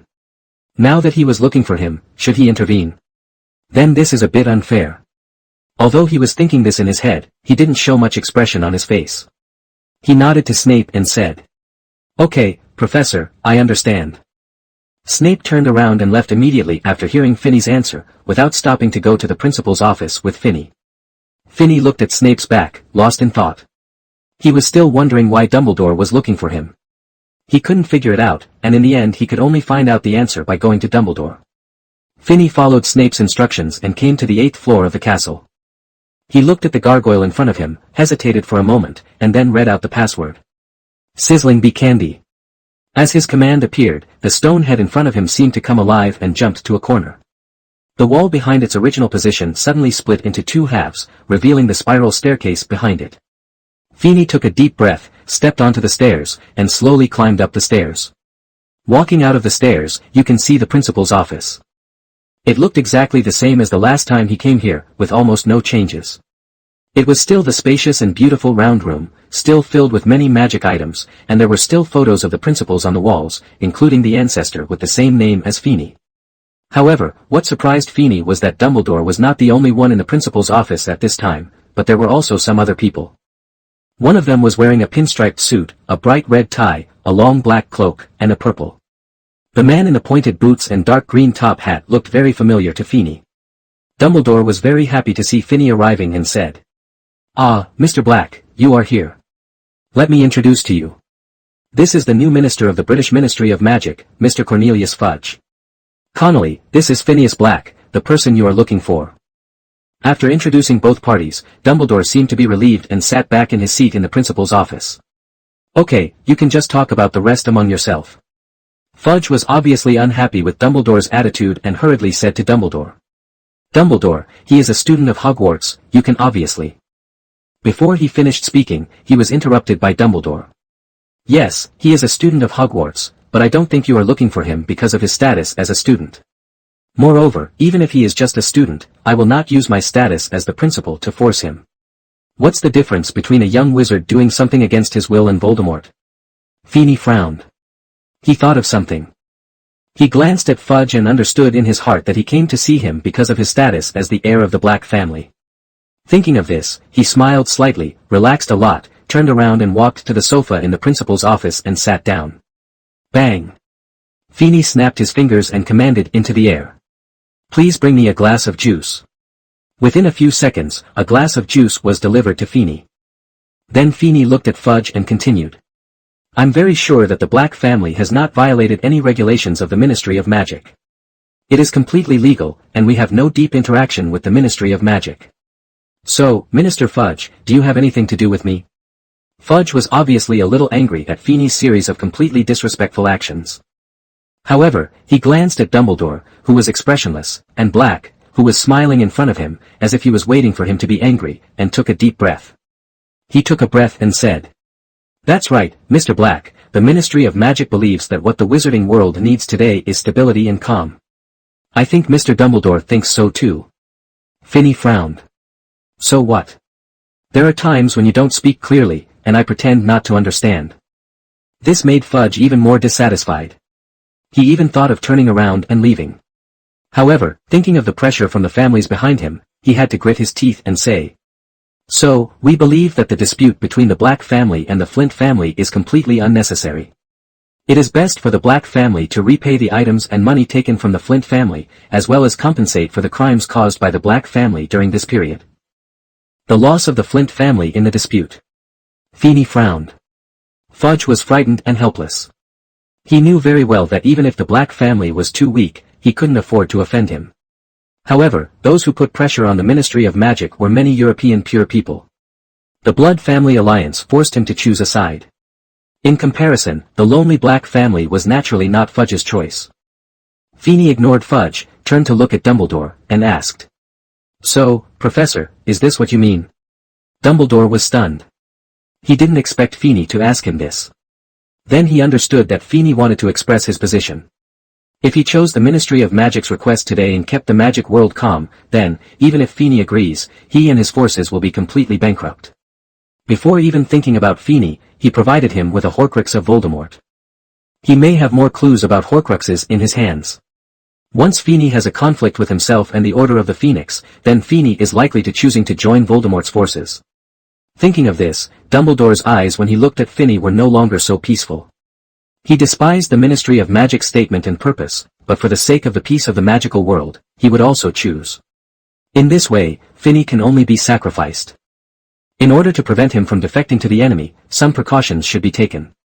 Phineas looked at Dumbledore, whose eyes suddenly became sharp, smiled disdainfully, and said, "Professor, you have to understand that I have a team of house elves and a team of werewolves. I can't be sure of what else is secretly there, right? Are you sure you want to make that choice?" Dumbledore's mouth that was about to open paused for a moment and then closed again. Also closed at the same time were his eyes. He decided not to get involved in this muddy water. Compared with the pureblood families in the wizarding world, Voldemort was obviously more important in a short period of time. Fudge saw Dumbledore closing his eyes, dissatisfaction already overflowing on his face, and his tone was no longer a discussion tone. He said to Phineas in a rigid and stern tone, "The Ministry of Magic requires Black to fulfill the above requirements. This is our order." Phineas smiled disdainfully and said, "Order? Cornelius Fudge, right? Very good. Maybe after taking care of the Flint family, the next target can be the Fudge family." Fudge looked a little stern, and there was a hint of panic in his tone. Are you threatening me?" Feeny nodded and said. Yes, I am threatening you. The Black family and the Flint family are fighting a family war according to the oldest rules, and our Black family is the winner. If you want the war to end, either let Flint the family must cede land and pay compensation, or watch the Flint family be completely wiped out by me. I don't mind turning the so-called 28 Saint clan into 27. After hearing Feeny's words, Fudge took a few steps back, his eyes filled with 3 parts anger, 3 parts fear, 3 parts unwillingness and 1 part unknown emotion. Okay, very good, Phineas Bublake, don't regret it. This time, before Feeny could speak, a portrait on the wall of the principal's office spoke. Fudge boy, am I allowed to think that you are threatening my great-great-grandson? If not, then get out of here. Principal Phineas Black, one of Finney's ancestors, was the one who spoke. After yelling at Fudge, he looked at Finney and said with great satisfaction. Boy, you are very good, you are a Slytherin student, right? Our Black family is the noble Slytherin. Hearing that the headmaster's ancestor was about to brag, Finney quickly looked at Dumbledore and said. Principal, I hope you should understand that I am your student, not your subordinate. I will not care about your abandonment of your order members or other methods, nor will I care about it. However, I hope you understand that I am not a pawn you can use to get the outcome you want. At this point, Feeny took a deep breath and decided to take a risk. Principal Dumbledore, I can also tell you clearly that I know the locations of at least 3 pieces of the same pendant, and I can bring that person back at any time. Therefore, you are trying to treat me as an abandoned person today. Don't let your behavior happen again, otherwise it will be difficult for me to guarantee that I will still be on your side. Seeing that Dumbledore in front of him was about to take action, Feeny hurriedly continued. Moreover, I have told my subordinates those things and methods. If something happens to me at Hogwarts, I think they wouldn't mind using those methods and things to avenge me. When Dumbledore heard this, his eyes began to flicker. After a moment, he sighed, sat back again, looked at Finney and said with emotion. You are very much like an old friend of mine. You are just as cautious and have many backup options. Feeny roughly guessed who Dumbledore's so-called old friend was, so he shrugged and said. But I don't have as much ambition as him, do I? Dumbledore nodded. Phineas, you have to understand that after you told me these things today, I can't possibly let you leave here, even if you have those backups. Feeny nodded. I know it, so let's make a deal. Dumbledore's eyes showed a hint of interest. Tell me something. Finney took a sip of juice, looked at Dumbledore and said word by word. I can tell you everything I know, but I also hope to get some help from you. However, I can't trust you, and I don't think you can trust me, so let's sign an unbreakable agreement. Dumbledore frowned, thought for a moment, nodded, and said. But, who do you have for this witness? Feeny smiled and said. Mr. Principal, your magic power level limits the witness to how much weaker you can be, and there are many such characters in the entire magic world. Dumbledore said. So, you want to find that old friend of mine? Feeny shook his head and said. Of course it won't be the Demon King. I hope it will be Nick Flamel. As a junior, I have many questions to ask him. He said, showing the ring on the little finger of his left hand. Although Dumbledore was over 100 years old, he did not have presbyopia. Naturally, he saw the ring and immediately understood what Feeny meant, so he nodded and said. Okay, then, let's go there now. Feeny nodded. Then go over now. Dumbledore put his hand on Finney's shoulder, and with a cry from Fawkes, the two disappeared in a burst of flames. It was the same feeling as when I came back from the Soviet Union last time. A red light flashed before my eyes, and I changed places. This is a very ordinary-looking village. The language used by the residents on both sides of the path made Feeny understand that this is a place in France. Dumbledore smiled and explained. This is the village of Nicholas, a very famous wizarding village in France. Feeny nodded and began to carefully observe the surrounding scene. The place in front of him was said to be a village, but in fact it was okay to call it a small town. Not far in front of where the two of them were, there was a square. There was a pair of young people in the officialdom. Statue of couple. That's the statue of Mr. and Mrs. Nico, but neither of them likes it very much. Dumbledore introduced at the side, and at the same time took out a silver card from his pocket. There was a golden pointer-like pattern on the card. It also had the same function as a pointer, pointing out the direction. I think since you know Nico, you also know his greatest achievement. Feeny nodded and said. Magic stone. Dumbledore nodded and said. Nico has been trying to take action against him because of the Philosopher's Stone over the years, so he hid himself. Feeny nodded and said. The loyalty curse, I guessed it. Dumbledore nodded and said. Even I don't know his specific location. I can only find it through this card. As he said this, before taking Fenella to a house. What makes Feeney confused is that this house is not hidden like the loyalty curse.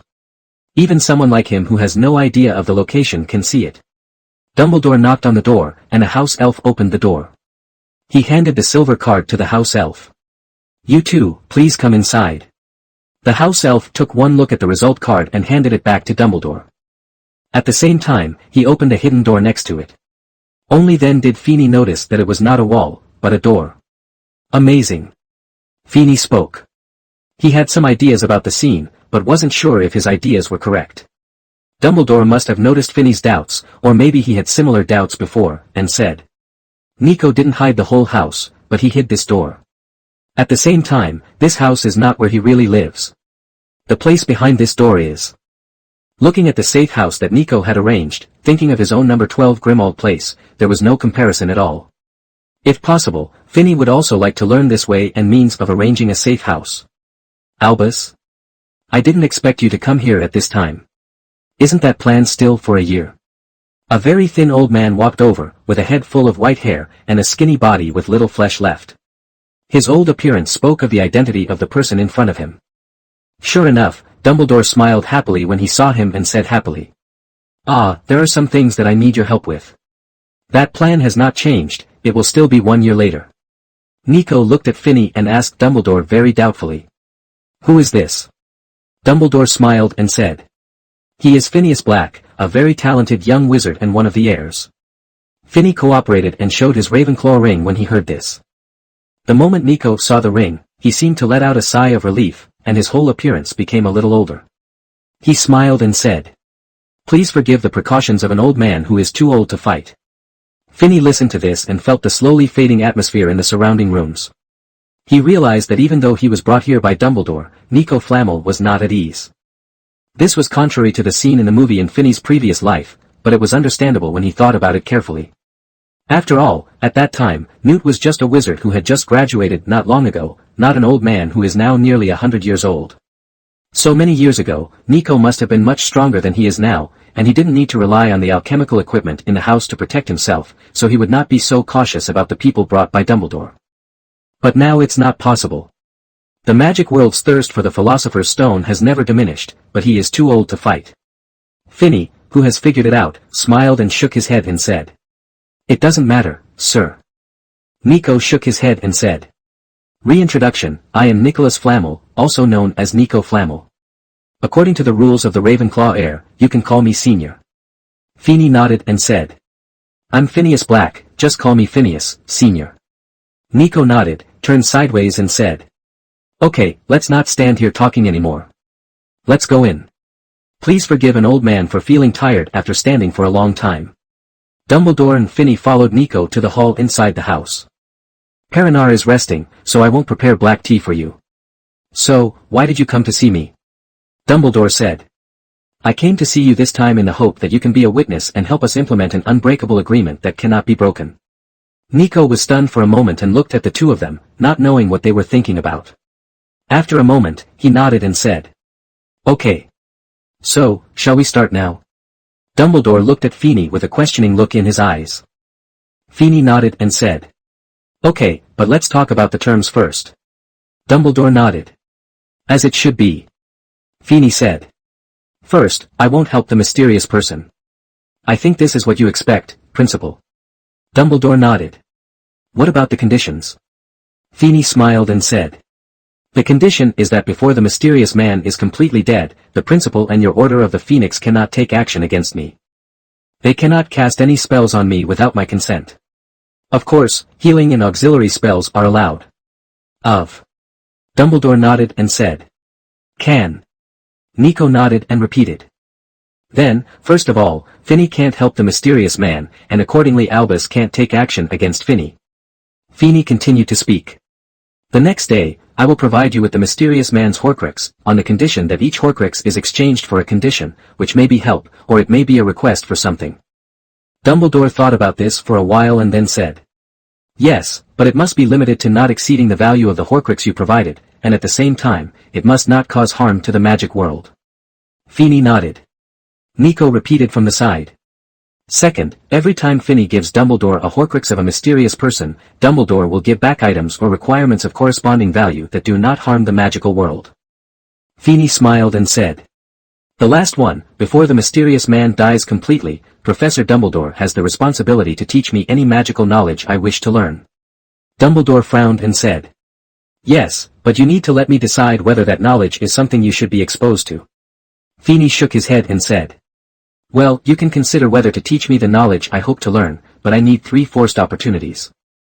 No matter what the content of the knowledge is, as long as I use these 3 forced opportunities, you must teach it to me, and you must promise that I can learn. In exchange, I will never resurrect the mysterious man. Dumbledore still frowned and remained silent. Nico on the side said. How about this? The third rule is that Dumbledore needs to teach Finney 3 times before the mysterious man falls. Regardless of the content, he must teach it and ensure that Finney can learn it. How about it? Dumbledore's frowned eyebrows still did not drop, and he said. If 2 of the 3 contents are unacceptable to you, I would like to exchange 3 opportunities for a request. How about that? Feeny thought for a moment and said. Professor, what you mean is that I need to determine what the 3 pieces of knowledge are in advance, and then you decide whether to teach me. If not, you will agree to one more request of mine, is that right? Dumbledore nodded. That's it. Feeny shook his head and said.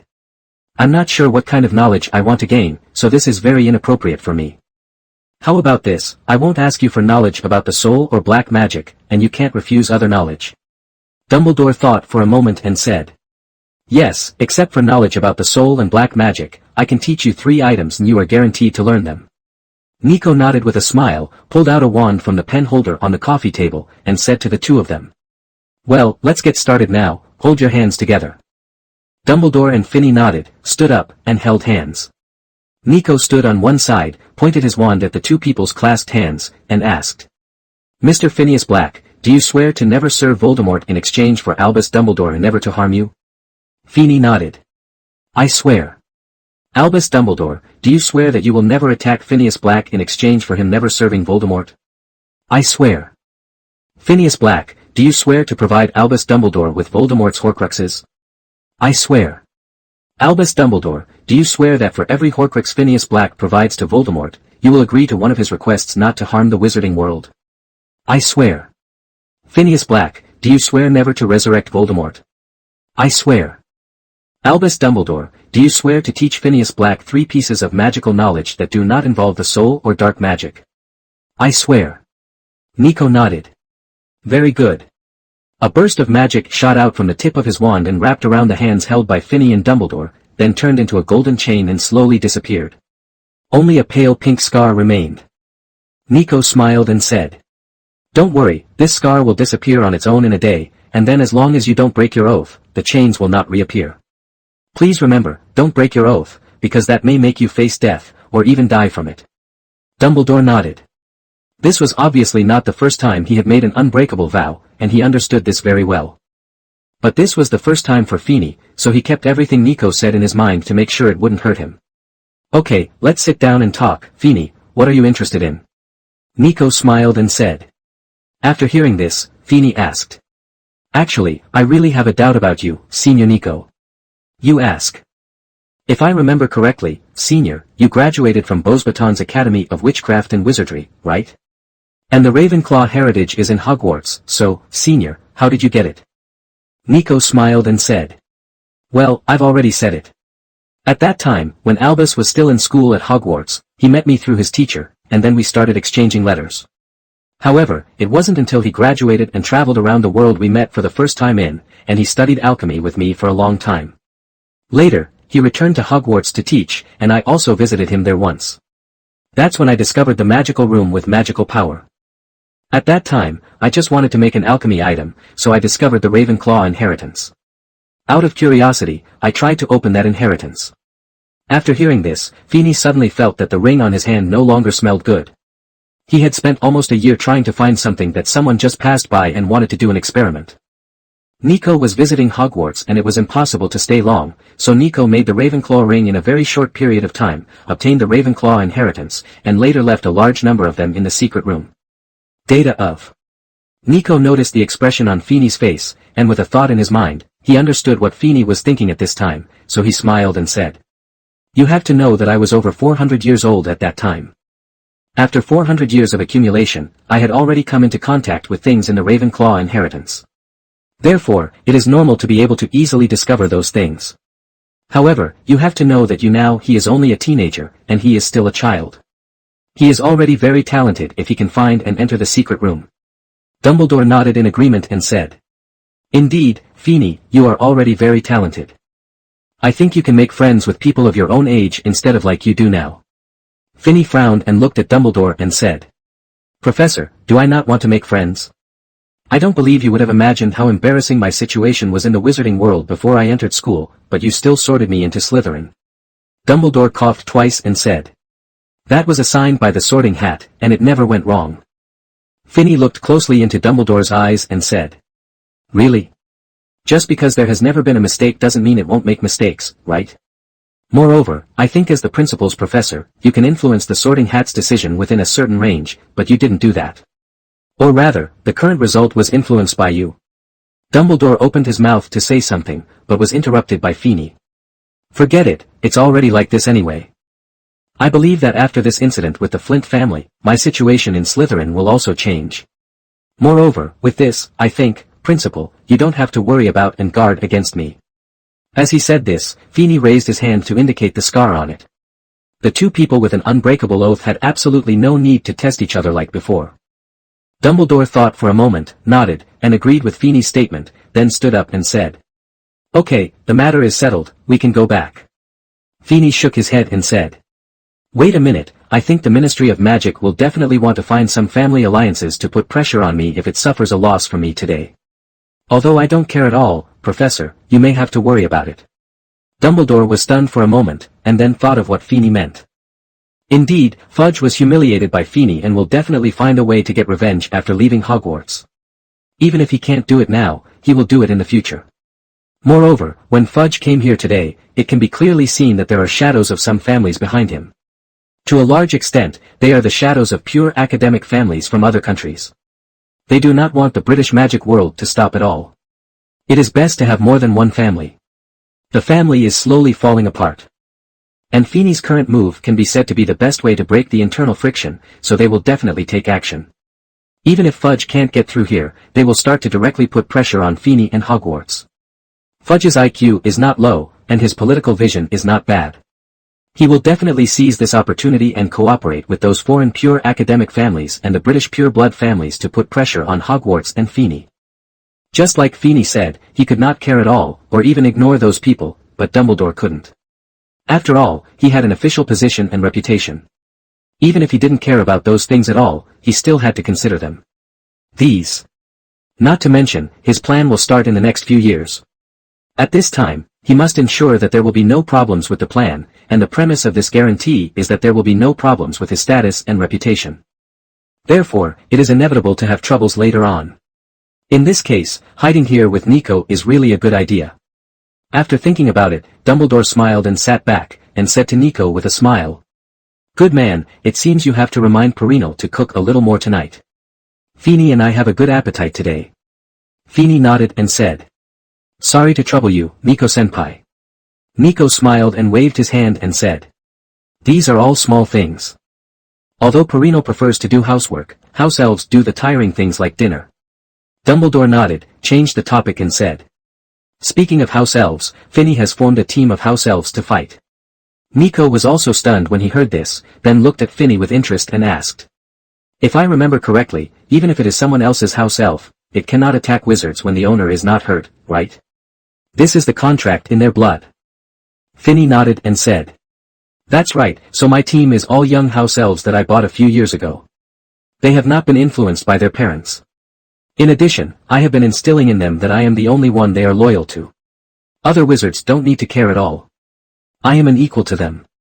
Dumbledore's eyes flashed with a cold light when he heard this, and Nico's eyes became deeper.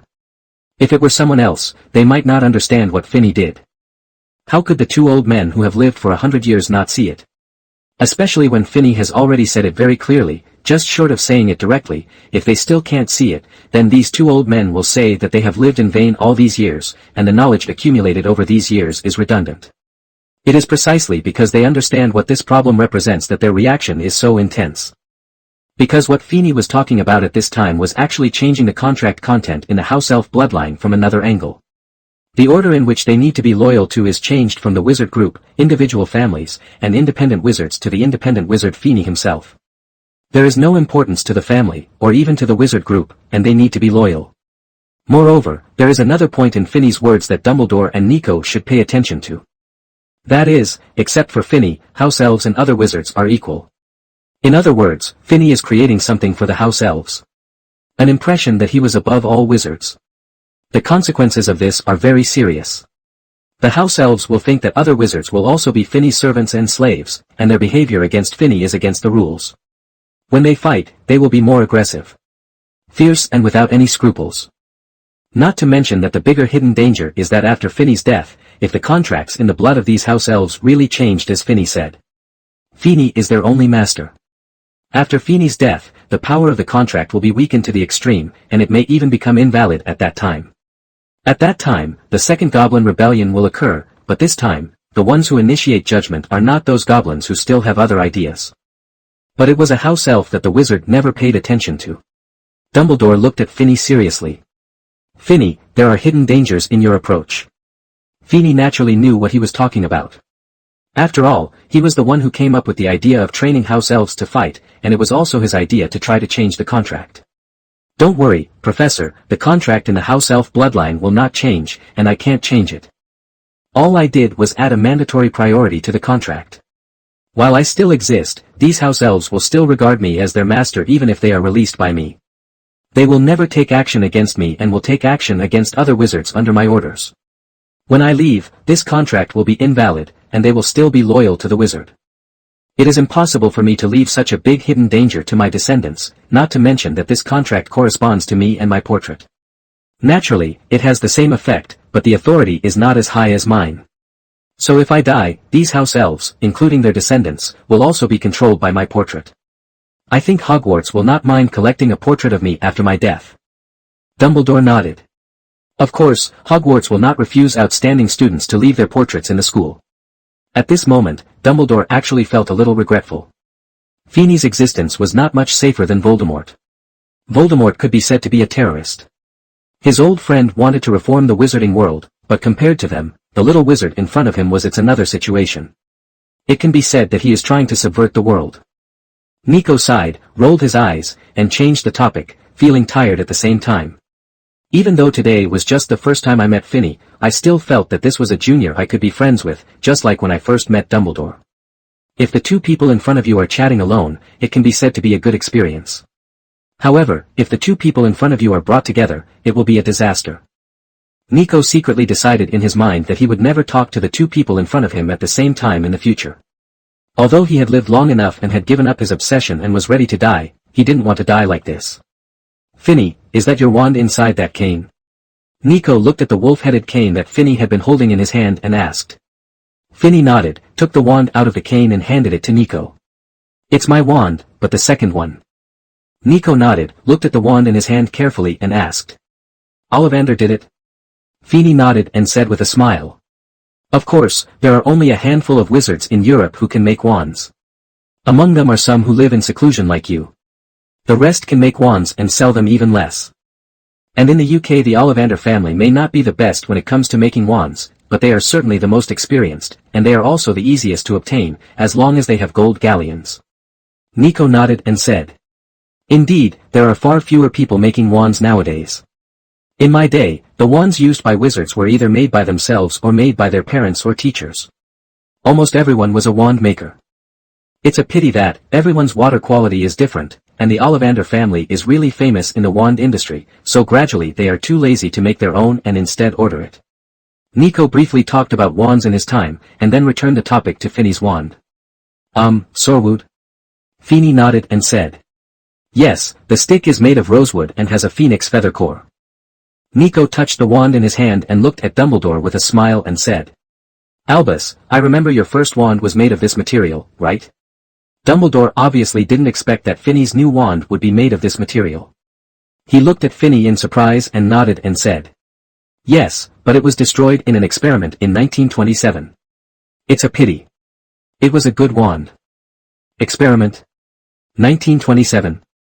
In the early days of the First Wizarding World War, the same year that Grindelwald's Saints Force was established. Thinking of this, Finney felt like he had guessed what experiment Dumbledore was talking about. In 1927, Newt went to Paris, France at Dumbledore's request. At the same time, Gellert Grindelwald convened the first gathering of saints in the Lestrange family cemetery in Paris. By the way, Nico was also involved in that incident in the movie, Phoenix's Past Life. Thinking of this, he looked at Nico and asked, "Senior Nico, if I remember correctly, you should also have gone to Grindelwald's gathering at the Paris cemetery in 1927. Dumbledore's mouth twitched when he heard this. Although he would always mention that matter, it didn't mean that he could let it go, especially since their relationship was so good. Nico glanced at Dumbledore quite amusedly, nodded and said to Finney, "Yeah, that was my last fight, well, the last one so far." Finney asked excitedly. "Well, Senior Nico, I read the information that Grindelwald used a magic that had never appeared before that day. Do you know what magic it was?" Nico thought for a moment and said, "Ah, the magic I remembered is a war magic. Please wait for me." As he spoke, he stood up from the sofa and rummaged around on the bookshelf behind him. After a while, he sat back on the sofa with a particularly thick book and started flipping through the book as if there was no one else around. Seeing that Finney was a little confused, Dumbledore on the side was used to it, and even explained to Finney, "Don't worry, Nico is like this all the time. He often flips through books while talking. Maybe he's too old and can't remember many things clearly. You are not young anymore, I don't believe your memory can be that good." Nico snorted, scolded Dumbledore, handed the open book in his hand to Finney and said, "Now, that magic is recorded here." Finney took the book and read it. It was a magic called flame protection. It was a war magic. When it was first invented, it was used for defense. It could also screen spies. However, as time went by, slowness has become a kind of magic that few people know about for a long time. Nico has lived for nearly 700 years and naturally has detailed records of this magic. It is not known where Grindelwald obtained this magic. Nico must have thought of Finney's doubts, so he smiled and said, "Grindelwald is also a pure-blood wizard, but he was born in Northern Europe and has a profound family background. He has more than just war magic." "Well, do you know the magic he used to summon the saints?" Finney nodded and said, "Yes, it is said that the magic range covered the whole of Paris. At that time, the streets of Paris were full of black satin." Nico nodded and said, "That is also a war magic. Although Grindelwald only used it to summon saints, that magic is also a battle magic with a certain power. Well, it is introduced in the first few pages of the book you have." Finney was stunned and began to flip through the thick book in his hand. After a while, he did see the introduction of the magic and the spell. This made him even more interested in the book in his hand. He closed the book and took a look at the cover, only to find that it was just a blank cover wrapped in an unknown leather material with no name. "This book is?" Finney asked doubtfully. Nico spoke back. "This book is just some notes from my early years.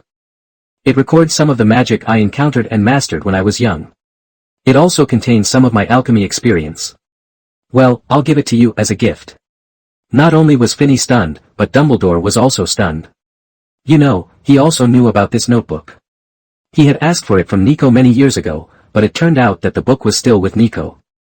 Then you can know. Now, Nico actually took the initiative to give it to Finney, a person he was afraid of.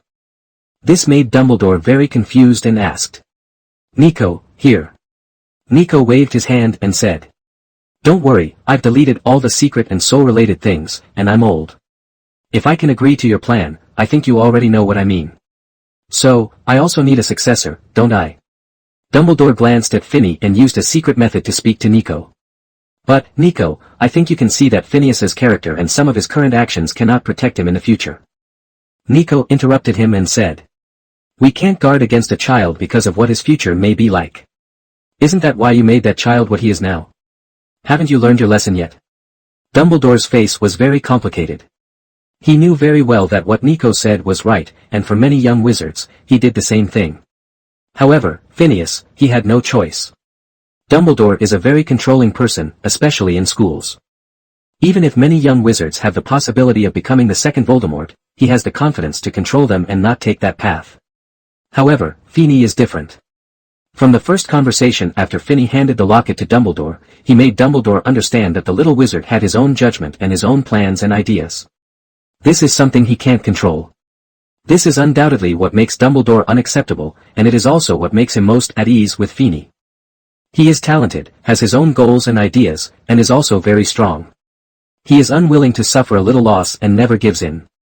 The little wizard made Dumbledore feel like he was seeing his old friend and Voldemort merge, which made him not worry. Nico naturally knows Dumbledore's worries, but after living for so long, he has always believed that no matter what kind of person he is, as long as he can be properly guided and helped, he will not go astray. To control and to educate forcefully. But it's too late to say anything now. Nico has already given the notebook to Phineas, which means to train Phineas to be his successor. Moreover, this is something that has been decided, not Dumbledore. A few words can be changed. In the end, Dumbledore could only sigh and said, "Forget it, I'm going back to school first, Phineas. I'll pick you up tomorrow." Dumbledore felt that he could no longer stay here.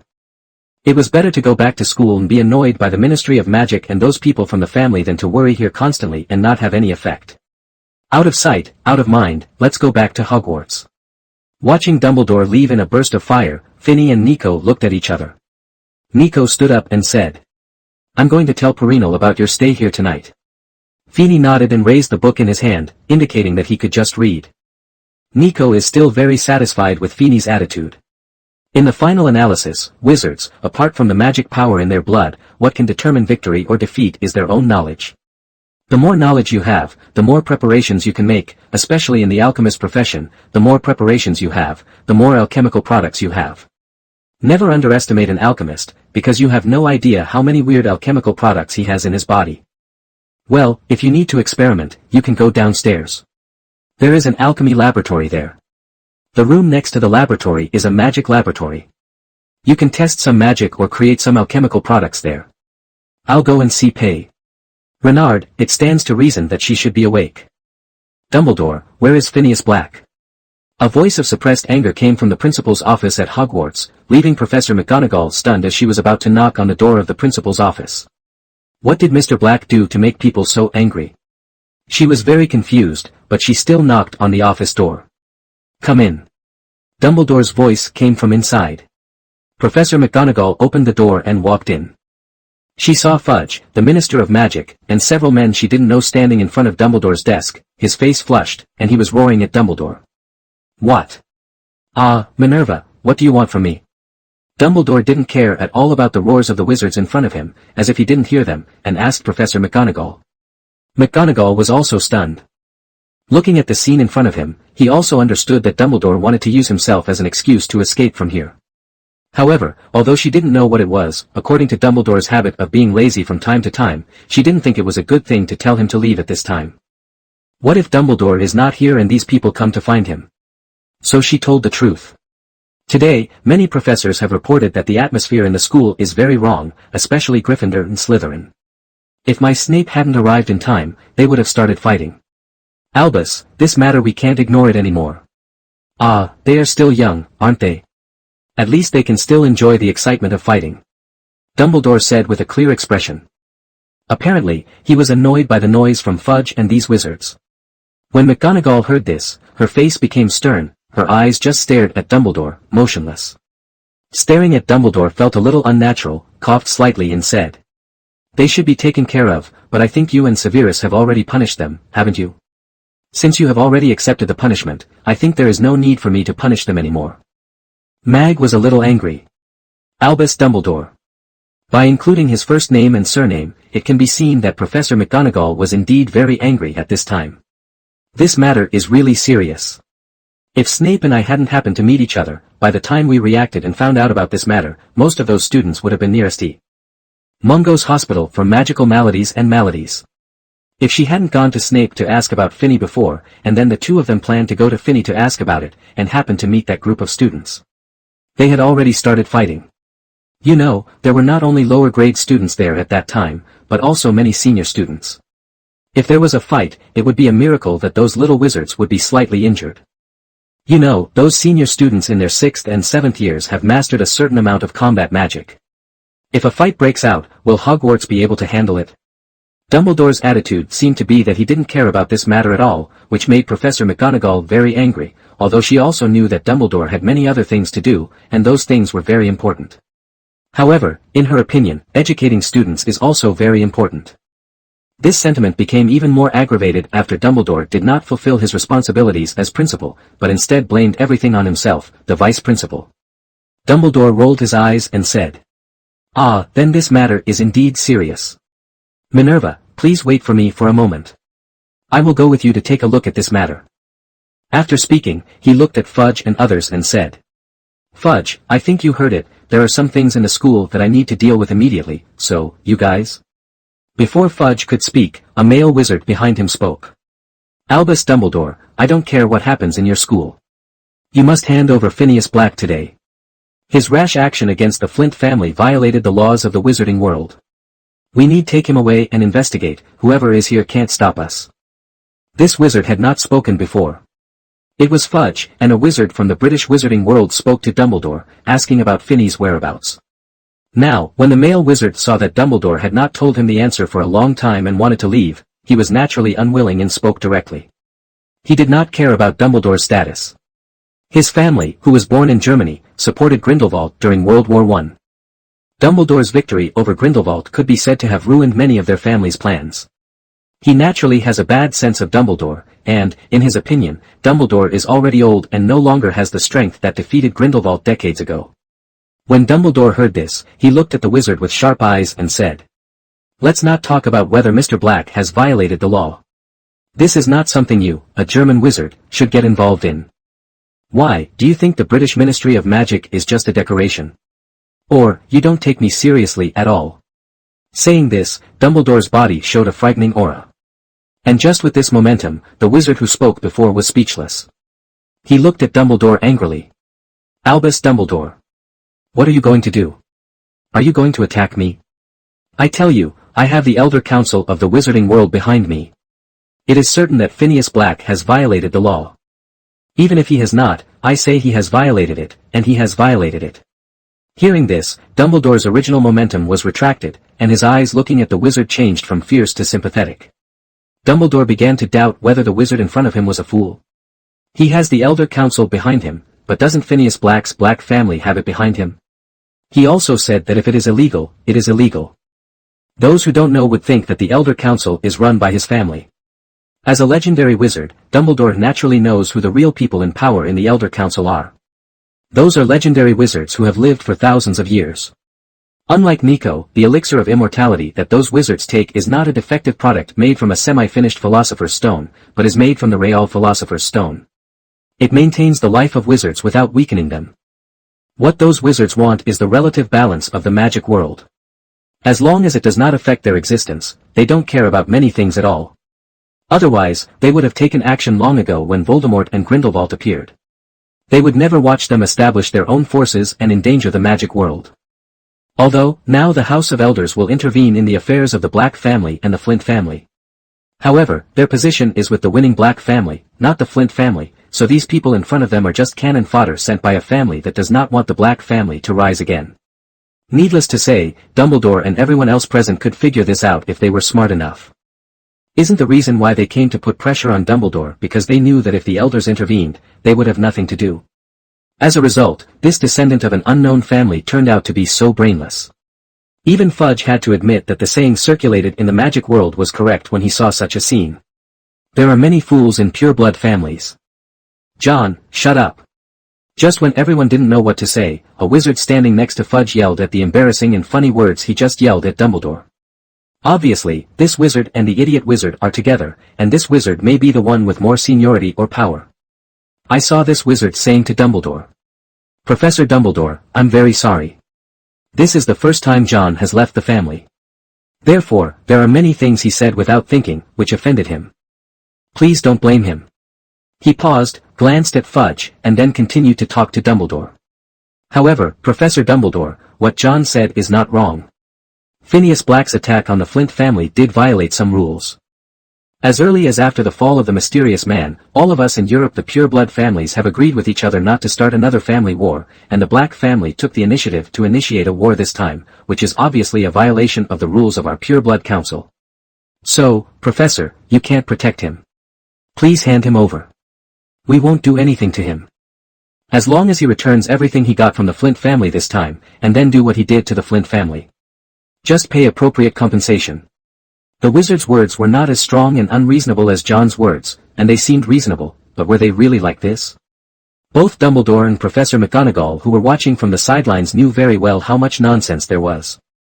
Not to mention, this family war was not started by Black. Even if it was, the Black family did not participate in all their Pureblood councils and did not need to obey their rules. Secondly, Professor McGonagall absolutely does not believe that the return and compensation made by the Black family will go back to the Flint family. It is more likely that the families in front of them are sharing the food with each other. As for the Flint family, these people, the so-called Pureblood Council, took action to prevent them from being exterminated by the Black family, and they also offered some property in gratitude. Dumbledore looked at the wizard in front of him, hesitated for a moment and said, "I can only say that Mr. Black is really not at Hogwarts. He is at Nico Flamel's place at the moment. As for when he will come back, I don't know very well." Fudge's face was a little ugly. He could think of whether Dumbledore sent Phineas away on purpose, or whether he sent Phineas away to Nico Flamel, a master alchemist that the entire wizarding world did not dare to oppose easily. The wizard, who looked very important, looked at Dumbledore and said, "Professor Dumbledore, the entire wizarding world knows that you and Nicholas Flamel are good friends, and together they discovered the 12 uses of dragon's blood. I think you must know where Nicholas Flamel is, and not would you mind telling us?" Dumbledore frowned and said, "Sir, I don't think you don't know that Nico's place of residence is not only a secret for him, but also a secret for the Presbyterian Church, right? Moreover, the secret spell of his place of residence was arranged by the Presbyterian Church. Yes, even I can't tell him where he lives, and even if I want to bring someone there, I have to get Nico's permission." The meaning of Dumbledore's words was roughly the same as that of the previous wizard named John. They were using the Presbyterian Church to suppress people. Moreover, compared to John's words, Dumbledore's words are more effective, because everything he said is true. The Presbyterian Church does have a complete Philosopher's Stone, but that thing also has a shelf life, or the number of times it has been used. It is said that one of the raw materials for the elixir made from the complete Philosopher's Stone is the elixir Nico took. Of course, before Nico made the magic stone, the Presbyterian Council had corresponding things. The reason why Nico valued Nico so much was because Nico had a certain strength to subvert their existence. According to legend, there are some agreements between the Presbyterian Church and Nico, including the responsibility to protect Nico's safety. Of course, these are all rumors or urban legends. No one knows what raw materials are needed for the real elixir of life. People don't know why Nico is valued by the Presbyterian Church. However, one thing is certain. That is Nico, a being that most wizards in the magic world cannot afford to offend. Phineas is now hiding with Nico, which can really prevent European wizard families from causing trouble for him. On the other hand, the Black family's offensive has no tendency to stop. In addition to business wars, Phineas' werewolf wizards have already begun. The wizard who attacked Flint's family was alone, and he had the intention of destroying the Flint family. So, now we can only wait for the Council of Elders to come forward, so that the Flint family can be saved. Dumbledore knew this very well, so at this moment, he looked at the wizards in front of him who wanted to use strong means to force Phineas to stop his actions, and he had no good feelings. Since he lost, he should admit it, instead of losing and still hoping to deny the result of losing with external factors. He is with Nico, and now even I can't make him stop. I know your purpose and ideas very well. Let's not say that I don't agree with your behavior. Now, if you want to save the Flint family, or even want to gain benefits from it, you can only ask the Council of Elders to come forward. As for what you need to pay, that's your own business, isn't it? After Dumbledore thought of the reason, he relaxed a lot. He didn't care about the things that angered him before. So he leaned back on his chair very easily, crossed his hands on the table, and said to the wizards in front of him with a smile. When Fudge and others heard Dumbledore's words, their expressions kept changing. They just didn't want to pay any price and were trying to benefit from it. That's why they came to Hogwarts in an attempt to force the Black family to admit defeat. Unfortunately, the result was not what they imagined, and Phineas Black was much tougher than they imagined, not like a child at all. The wizard representatives from several families glanced at each other. After that, the wizard who first spoke to Dumbledore looked at Dumbledore. Professor Dumbledore, can you lend us a classroom so we can discuss it privately? Dumbledore nodded and said. You can just stay here. Just in time, I need to deal with the fight that Minerva mentioned about that almost happened. After saying that, he and Professor McGonagall walked out of the principal's office. After many wizards saw the two of them leaving, a heated discussion broke out. Are we just going to have to watch this fat piece of meat be completely eaten by the Black family? Otherwise? What can you do? Assassinate members of the Black family? Now the only direct member of the Black family is Phineas Black, and the collateral members have no influence on the Black family at all. Then you can't just look at it. We have only two choices now, either to watch the Flint family die completely, or to find a way to ask the Elders' Council to intervene. The Presbyterian Council intervenes. Are you kidding? The Black family is a member of the Presbyterian Council, but what about the Flint family?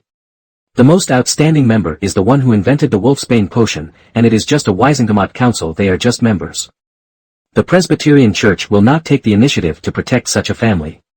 Then please ask the Presbyterian Council to come forward. What about the conditions? They won't come forward easily if they don't show value that can make the members of the Presbyterian Church excited. Not to mention, the stronger the Black family is, the better it is for the Presbyterian Church. How about asking the Lestrange family to come forward? They are also members of the Presbyterian Church and are equal to the Black family. It's not easy for us to ask the Lestrange family to come forward, isn't it? The members of their family in the UK, except those who entered Azkaban, are dead. Only direct descendants in France are left, who can still come forward. Then ask them for help. They are also members of the Pureblood Council. At worst, they will be given a portion of the Flint family's assets. Are you still thinking about the assets of the Flint family? Even if the Presbyterian Council comes forward, Black is the winner and does not need to return the spoils. The Flint family still needs to surrender part of the price to preserve the family. Even if the family is still there is nothing left, we don't have enough points, you still want to give Lester Lynch a part. So, we can only watch the Black family regain their vitality. Don't forget, we were not the only ones who attacked the Black family 10 years ago. We, the rich family, are all indispensable. The Black family has never been injured in the first place. Bones just lost part of their assets under our attack. Now, after what happened to the Flint family, it only takes a few years for them to return to the Black family at their original peak. After Dumbledore left, a quarrel broke out between the Pureblood family representatives and wizards in the principal's office. The families here are all the families who took action against the Black family 10 years ago when the mysterious man fell. Finney was young, and the Black family had no adult in charge. However, they are not all the families who were reported by Finney to have a large number of Death Eaters. Just like the Ritchie family and the direct descendants of the Lestrange family in France, these families look down on the mysterious man at all, and naturally they will not join his camp. The main purpose of their action back then was on the one hand to protect the Black family's assets and Millennium heritage, and on the other hand to suppress the Black family. You know, before the mysterious man appeared, the Black family had the title of noble among pure-blood families, and was also one of the families with the purest blood. And as one of the most powerful families among the Presbyterian Church members, the Black family's reputation and power in the magical world cannot be underestimated. However, very few people from the Black family have joined the departments under the Presbyterian Church. Most of them work in their own industries and departments, which puts a lot of pressure on the other Presbyterian families. At that time, the Gaunt family, the Black family, the Peverell family, the Selwyn family, and the Ridge family could be said to be the powerful families in the Presbyterian Church. Later, the mysterious man came to power, the Gaunt family was destroyed, and the Peverell family disappeared, leaving only 3 families in power. The Ridge family and the Selwyn family are evenly matched, but, unfortunately, Black and Selwyn have a very good relationship, so the Ridge family really hopes that the Black family will disappear. Naturally, other families don't care who disappears. Only when the powerful family disappears will they have the possibility of ascending to power, so there has been suppression for the past 10 years. The reason why Feeney escaped from his shell and sold off a large number of British industries was because of this reason. The power of the Black family has been suppressed. If you purchase properties in other countries anonymously, you will not be suppressed. If you are out of their sight, you can develop better. However, now, in the war with the Flint family, Feeney has exposed part of his industry. This made many families understand that the Black family had never declined, nor was it on the road to extinction. It was still the mountain that weighed on the heads of many families. Naturally, they were unwilling to let the Black family recover, so they were ready to suppress them. Unfortunately, it was too late. Finney hid, Dumbledore could not intervene, and they did not dare to leave easily to participate in this war, because no one knew what cards were hidden behind the Black family. Now, either, as they said, sit on the sidelines and watch the Flint family disappear and the Black family return to its peak, or find a way to get the Presbyterian Council to intervene to temporarily interrupt the Black family's recovery and delay it for a while. Time, however, still has no way to stop the Black family from recovering. While these families were quarreling, Professor McGonagall and Dumbledore were also talking about something. Albus, Quirrell would like to take some time off to adventure and gain more experience. Professor McGonagall talked about the real reason why he wanted to find Dumbledore this time. As for the student fight mentioned before, how could such a thing require Professor Dumbledore to come forward? Dumbledore was stunned and asked. What did he say? Professor McGonagall nodded and said. However, I always feel like he knows something, and he doesn't really go out for adventure. Dumbledore nodded and said. Of course he discovered something and had to leave Hogwarts to do it, otherwise he wouldn't have told you so vaguely. Professor McGonagall frowned. It wasn't that she looked down on Quirrell, but that Quirrell, who had been teaching Muggle studies classes for these years, could really be said to be mediocre. Dumbledore saw Professor McGonagall frowning and said with a smile. Minerva, you won't forget that Quirrell graduated from Ravenclaw back then. He only taught Muggle studies because he was very interested in it. But what did he find that he had to do? Professor McGonagall was still very confused. Dumbledore sighed and said. Minerva, it seems you have really forgotten that child, right? Mag was stunned and immediately reacted and asked. You mean Mary? Professor McGonagall is not a fool. The reason why she has always had some doubts about Quirrell is because she has not thought about that matter. Dumbledore nodded and said. Yes, that's Mary. What a gifted child she is. It's a pity that she was caught against Tom. Professor McGonagall nodded and said. Yes, in those days, it was obvious that Mary, a Muggleborn, would be caught by them.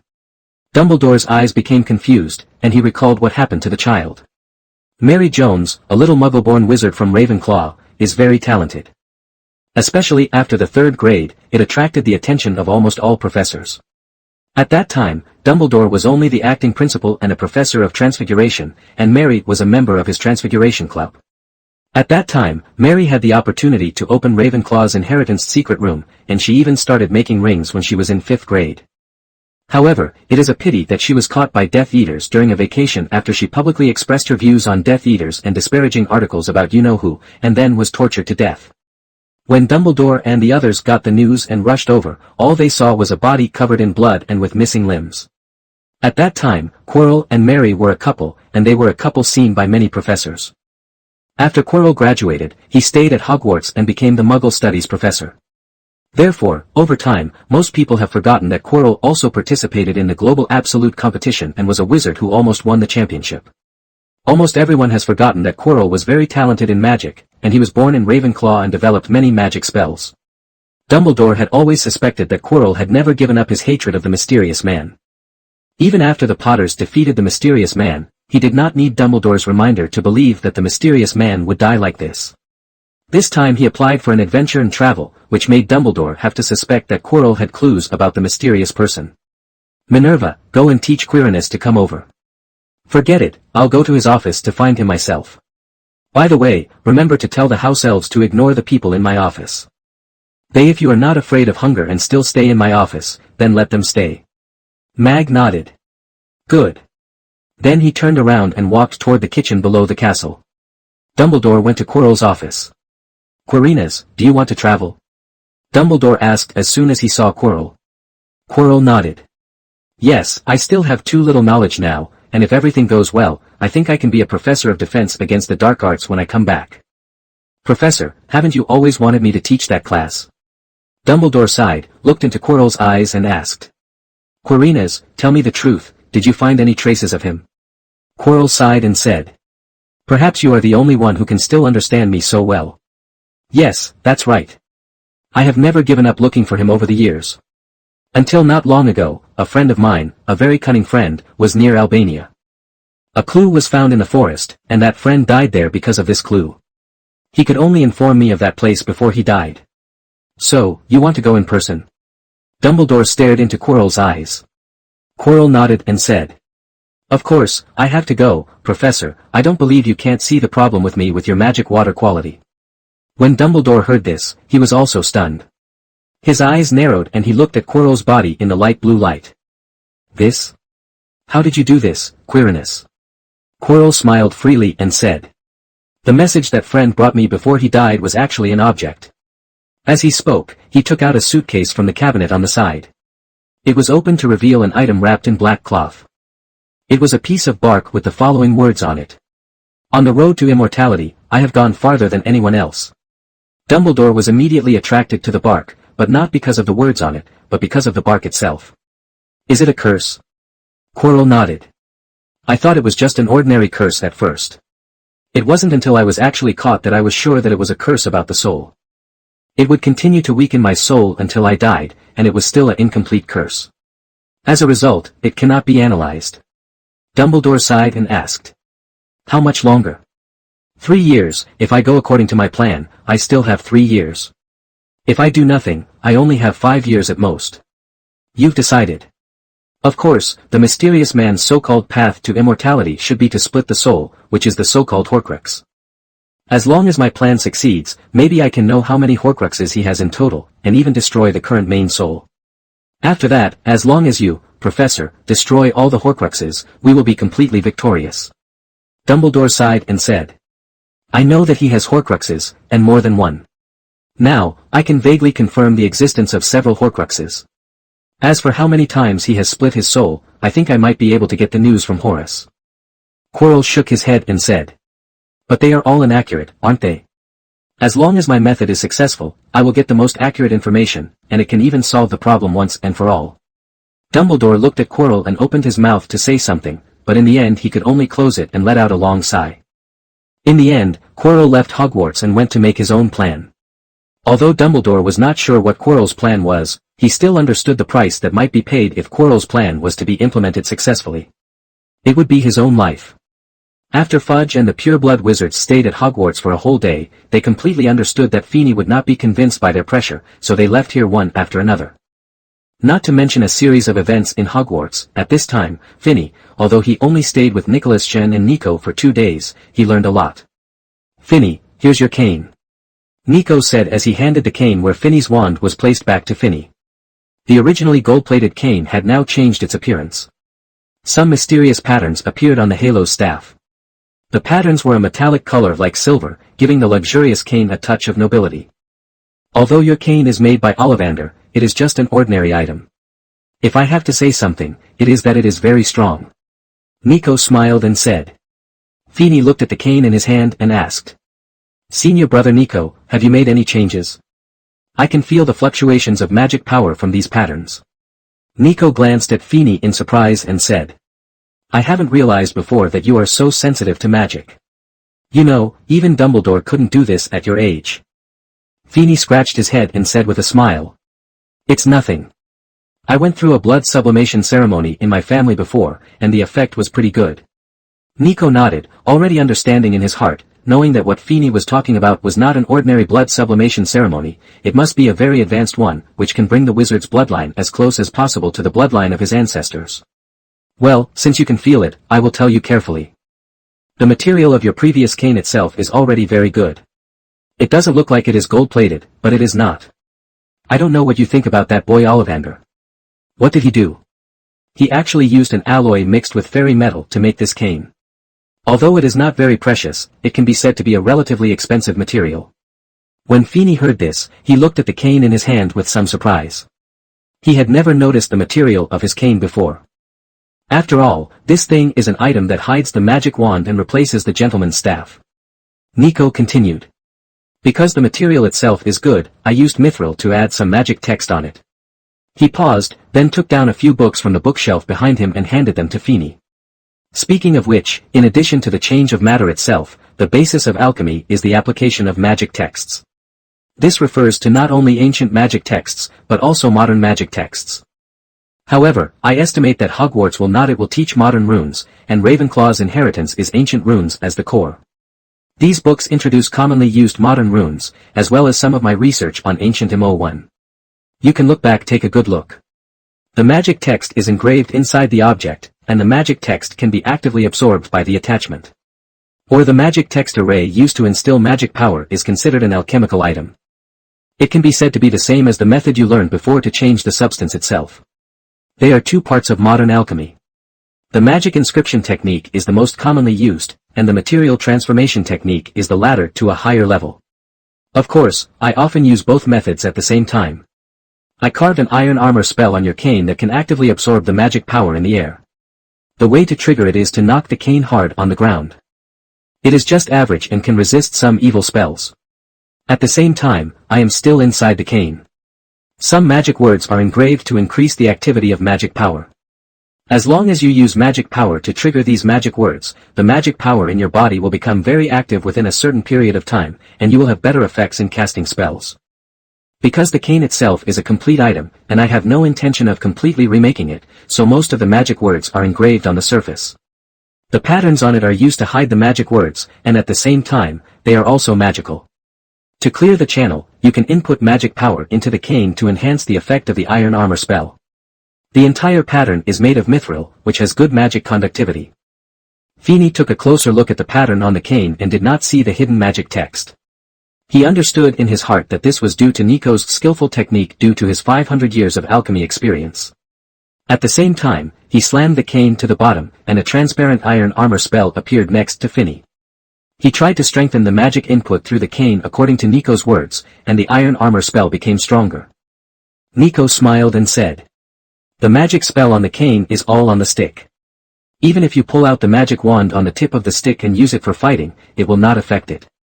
Phineas put away the iron armor curse, looked at Nico with joy, and said, "Thank you, brother Nico. I like the new functions on the cane very much." Nico nodded and suddenly said, "It seems like you are going back to Hogwarts too." Phineas nodded and said, "I've been waiting for those people for 3 days. They probably don't have the patience to wait any longer. The Presbyterian Council is about to take action next. It's not good to hide here. Besides, I'm still a student and I have to study in school." Nico smiled playfully and said, "Student? To be honest, if you were not really only 12 years old, I would have thought that some wizard who has a good relationship with us came here to make a joke. Your level of spells is much better than that of a young wizard, and even many adult wizards cannot do this." Phineas did not say anything but shrugged. Nico smiled and waved his hand, saying, "Forget it, I won't ask if you don't want to talk about it. However, if your alchemy level is improved at some point, remember to make a wand for yourself first. The wand is the most suitable for you only if you make it yourself. Moreover, Ollivander has the wand information of all customers, which is still a bit unsafe after all." Phineas looked at Nico in confusion. "Isn't the wand information the material, wand core, and size? What's the danger?" Nico smiled and said, "The material and size of the wand body reflect the wizard's personality to a large extent, and the wand core reflects the wizard's preference, level, and talent in magic. The information of the wand is exposed, and the effect is that the enemy can target you according to your personality and magic level. Phineas doesn't quite understand that your wand will expose its weaknesses, but Nico is right. He plans to make his own wand, one that is not known to Ollivander and the Ministry of Magic. However, he did not plan to make it himself, but planned to make it through the system.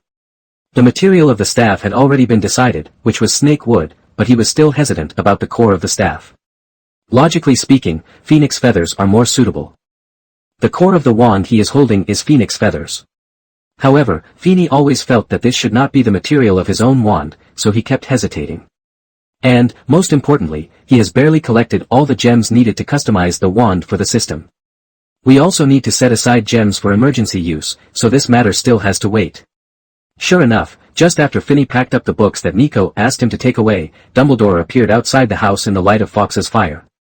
He still followed the same procedure as before when he came in, asking the house elf to take him away. "Sent in. Mr. Black, I think you can go back to Hogwarts." Dumbledore walked in and said this directly to Phineas.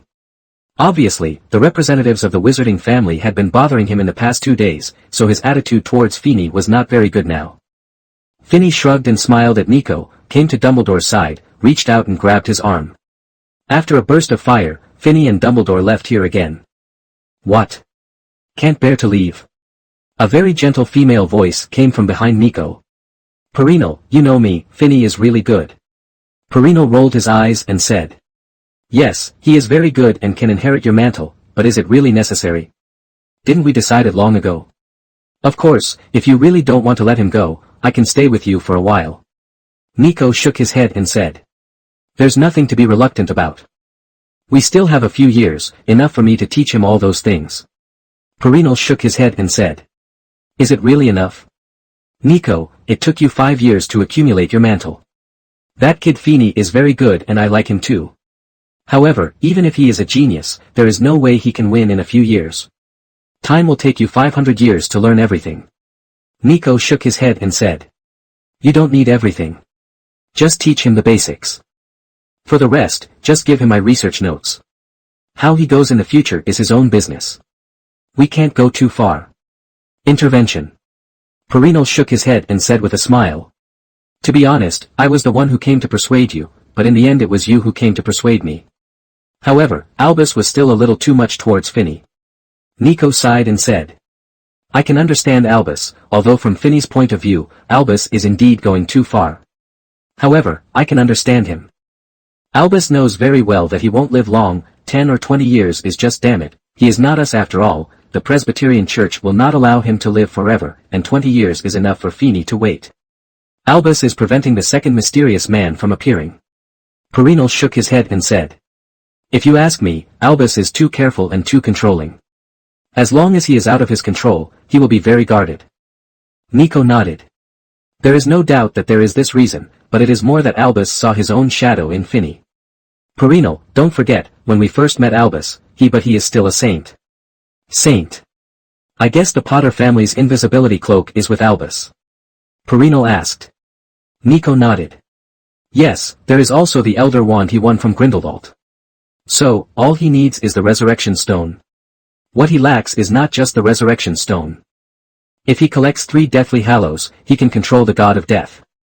The Council of Elders will not always allow the Deathly Hallows to circulate in the magic world. Nico sighed and said. However, we must admit that the Deathly Hallows are indeed powerful and possess some of the authority of the God of Death. The pursuit of saints does have some practical reasons. However, the Deathly Hallows cannot allow the owner to defeat or even defeat the God of Death.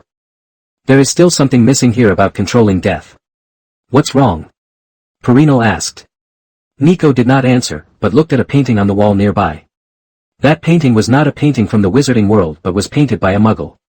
The scene above was the scene of the Black Death hundreds of years ago. There was darkness and death. Seeing this, Quirrell did not ask, but just reached out and held Nico's hand. Both of them have lived for more than 600 years because of the elixir of life, and their bodies have long since decayed. Therefore, even if they shook hands, they didn't use any force, they just touched each other. But it can make each other feel each other's feelings, which is warmer than this. The Black Death is an eternal pain in the hearts of 2 people. Almost everyone in the magic world knows that Nico Flamel successfully created the Philosopher's Stone and defeated death, but no one knows that the existence of the Philosopher's Stone is actually a pain that Nico will never forget in his life. At its root, alchemy has always had a principle that cannot be violated, that is, equivalent exchange. It's just that, although alchemists can tilt the balance of equivalent exchange, they can never make it disappear. Therefore, the appearance of the Philosopher's Stone must have come at a certain price. The Black Death is this price. It can also be said that the appearance of the Philosopher's Stone was a mistake. Nico at that time was immersed in the research and production of the Philosopher's Stone, the top existence of alchemists. But because of an accident, a virus appeared, and Nico did not notice this at the time. It was not until the virus spread under the rule of equivalent exchange that Nico knew that the manufacture of the Philosopher's Stone was not without conditions and costs. No one has successfully manufactured it, not only because it is so difficult, but also because the cost is too high to bear. The most important condition or cost of refining the Philosopher's Stone is a large amount of vitality, and the Black Death is the existence of harvesting vitality. The second cost is the love of the refiner. Only the life of the beloved can be combined with the huge vitality before to achieve the effect of making a wish come true. Nico, realizing this, hurriedly stopped refining the Philosopher's Stone. As a result, the semi-finished product, which had gained a lot of vitality, became the famous Philosopher's Stone in the magic world today. Everything was pretty much as Phineas expected. Not long after he returned to Hogwarts, members of the Presbyterian Church came here to find him to discuss matters related to the surrender of the Flint family. Hello, Mr. Phineas Black, I am Evans, a member of the Presbyterian Church's response department to the magic school. The response department to the magic school is a department under the Presbyterian Council. Its members are generally animagus masters and wizards who are good at shape-shifting. This department will send a wizard to each magic school every few years to observe and record the young wizards at Hogwarts, including their talents, personalities, interpersonal relationships, academic performance, and even what they did during school. And then they will use this information to analyze whether these young wizards will pose a threat in the future and whether they are worthy of special training. After all, the wizarding world is similar to the four ancient families of Black, Gunter, Selwyn, and Rich. Not much. And Sculler, who specializes in training powerful wizards for the Presbyterian Church, only targets the families of Presbyterian Church members. The main purpose of this department is to prevent the Presbyterian Council from missing wizards worth cultivating and to prevent some accidents. After all, wizards like Grindelwald who almost touched the interests of the Presbyterian Council must not appear again. At the same time, some daily tasks for magic schools are mostly the responsibility of wizards in this department. For example, the one who came to simultaneous Feeney at this time was not the Pureblood Family Management Department, but the response department to the magic school. Hello, Evans, are you here on a daily observation mission or are you here specifically to see me? Feeney smiled and shook hands with Evans and asked. This point needs to be made clear. Feeney needs to know how much the Presbyterian Council attaches importance to this matter, so that he can judge what value those families have paid to the Presbyterian Council. This also affects the Black family's final gain. Spoils of war. If Evans didn't come here specifically to find Feeney, it means that the Elders' Council doesn't pay much attention to this matter, which means that Feeney can get a lot of loot. And if they came here on purpose, it means that those families have paid a huge price, so that the Presbyterian Council pays more attention to this matter. Then, although they cannot deny Black's victory status, they will still take the face of those costs, save Flint and weaken Black's loot. When Evans heard Feeney's question, he rolled his eyes and looked around. After making sure that the secret would not be leaked, he leaned into Feeney's ear and whispered. I came here specifically to find you, and it is indeed because of this matter. However, it is not what you think. The Presbyterian Council does not pay that much attention to this matter, although the price those guys paid is indeed very high. When Feeney heard this, he frowned. It was not surprising that Evans could understand what he wanted to ask. After all, most of the magic school response departments had to deal with people like Dumbledore all the time. The principals are all veterans. However, Evans directly stated his question, which made Feeney feel a little weird. Moreover, Evans' answer also had many points. He looked at Evans, frowned and asked. So? Evans was stunned and said. Sure enough, just as our minister said, you don't look like a little wizard of this age at all. He sighed and took out his wand. Seeing Evans take out his wand, Feeney subconsciously put the cane on the ground, triggering the iron armor spell on it. At the same time, his right hand was also holding the wolf head of the cane so he could pull out his wand at any time. However, Evans had no intention of attacking him. Instead, he restored the protective shield that the wand had established around the two people. This spell can prevent us from being spied on by any spell. It is a spell that Presbyterian staff do not need to learn. What we say here cannot be heard by the outside world, so I can safely tell you about this matter. He paused and continued. This time, the Rich family and the Lestrange family simultaneously applied to the elders, asking the elders to intervene in the family war between Black and Flint, and they hope to judge Black as the loser. Of course, the elders will not agree. With such an outrageous request, after the two families handed over some things, the Presbyterian Council intervened. However, they would not change the fact that Black was the victor. Of course they would not change it. That would harm the Presbyterian Council. It's fair. We don't know what the two families provided. Only the elders at the highest level of the Presbyterian Church know about it. However, a news came out that they attach great importance to that thing, and this news was also disclosed by the Selwyn family, which the Chi family is not willing to deal with, knows that they have handed over some things, so that the Presbyterian Church must be in a fair attitude. With the willingness of both parties to take action, the Presbyterian Church must handle this matter seriously. Therefore, I am here. I am here more to inform you about this matter. If you ask, I will tell you what happened behind it. Afterwards, staff from the Pureblood Family Management Department will come to you to deal with this matter specifically. After hearing this, Feeney nodded and asked. So, if the Selwyn family hadn't taken action, would have dealt with the inferior side this time, and there would probably have been some losses. In response to Feeney's question, Evans nodded and said. In addition, when I came here, the Selwyn family wanted me to tell you something. Finney was stunned and said. You tell me. Evans nodded and said. It's like this. Recently, there are rumors in the Elders' Council that the Gaunt family has disappeared. There are only 3 consular families in the Elders' Council, which is an unbalanced state. The Elders intend to make the Lestrange family the new consular family, which has reached a balanced state. Finney nodded. He knew very well that the value of this news was that since it could be spread, it meant that it had been decided, but it was not famous. It is estimated that the Elders' Council will hold a parliament to discuss this matter at Christmas at the end of this year.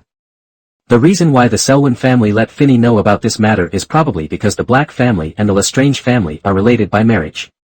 If possible, they will pull them to this side, leaving the rich family isolated and helpless. However, this involves a very interesting thing.